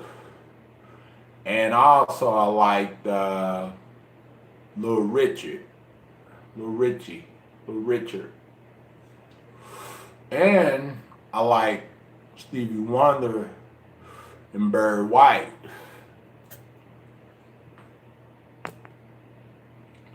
And you know what? I miss Aaliyah before she passed away. I like that song, My Love is a 1 in a Million, and a 4-page letter. I like that song too. And Age Ain't Nothing But a Number. I know, you know, that song was very controversial back then. Age Ain't Nothing But a Number. But I love the beat. I love the way Aaliyah was singing it and stuff. Age ain't nothing but a number. And I love the Crips and Bloods album. You know, Crip, dun-dun-dun-dun-dun-dun-dun. Crip, dun-dun-dun-dun-dun-dun-dun. Dun-dun-dun-dun-dun. Some of y'all don't know about that because some of y'all wasn't raised in the ghetto or wasn't raised in the streets and stuff. But I know about the Crips and Bloods album and everything, and Pyru Love and all that other stuff. But I wouldn't eat Crip or Blood, so keep in mind. Let's knock on wood. Yeah. I know about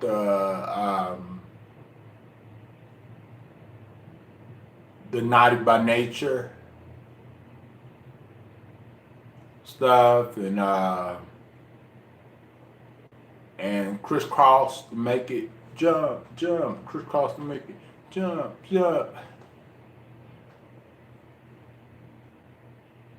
And then I know about the I Can't Stand the Rain is my window. I Can't Stand the Rain, Missy Elliott. And I know about Genuine Pony, you know, and also I know about that song with Tupac Shakur, Me Against the World. It was a soundtrack off of the first Bad Boys movie. And I know about that song, We Gotta Go. My daughter was singing it. Yeah, that's nice. My daughter was singing it one day. We gotta go. I told her not to sing the bad words, but she was singing the part, we gotta go, with Tupac Shakur and what's those other rappers' names that used to sing with Tupac? And then the Underground,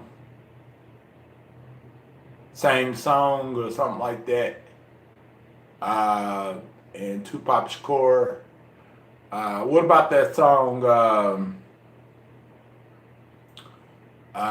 Snoop Doggy Doggy Dog? What about that song, rolling down the street, smoking Indo, sipping on gin and juice, baby, with my mind on my money on my mind. Or what about that song, Welcome to the Ghetto with Spice One, the rapper Spice One. Digital Underground, yeah, exactly. Digital Underground, I like that.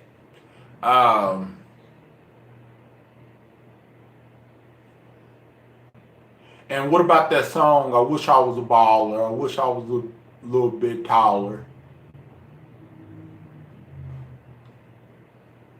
And what about that song, Let's Ride, with Montel Jordan and featuring Master P?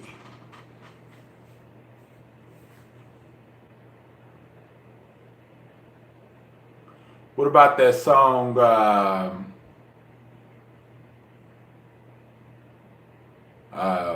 with Destiny's Child, I'm a Survivor? What about that song, I'm a Survivor?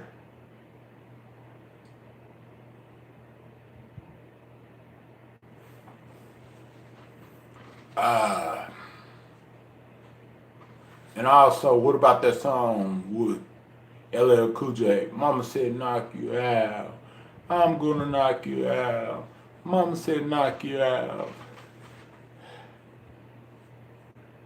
Remember that song?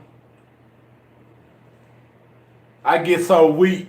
Yeah, I like that song. And Escape, Understand, and yeah, you bringing back memories. Butterfly, you're bringing back memories. What about that song,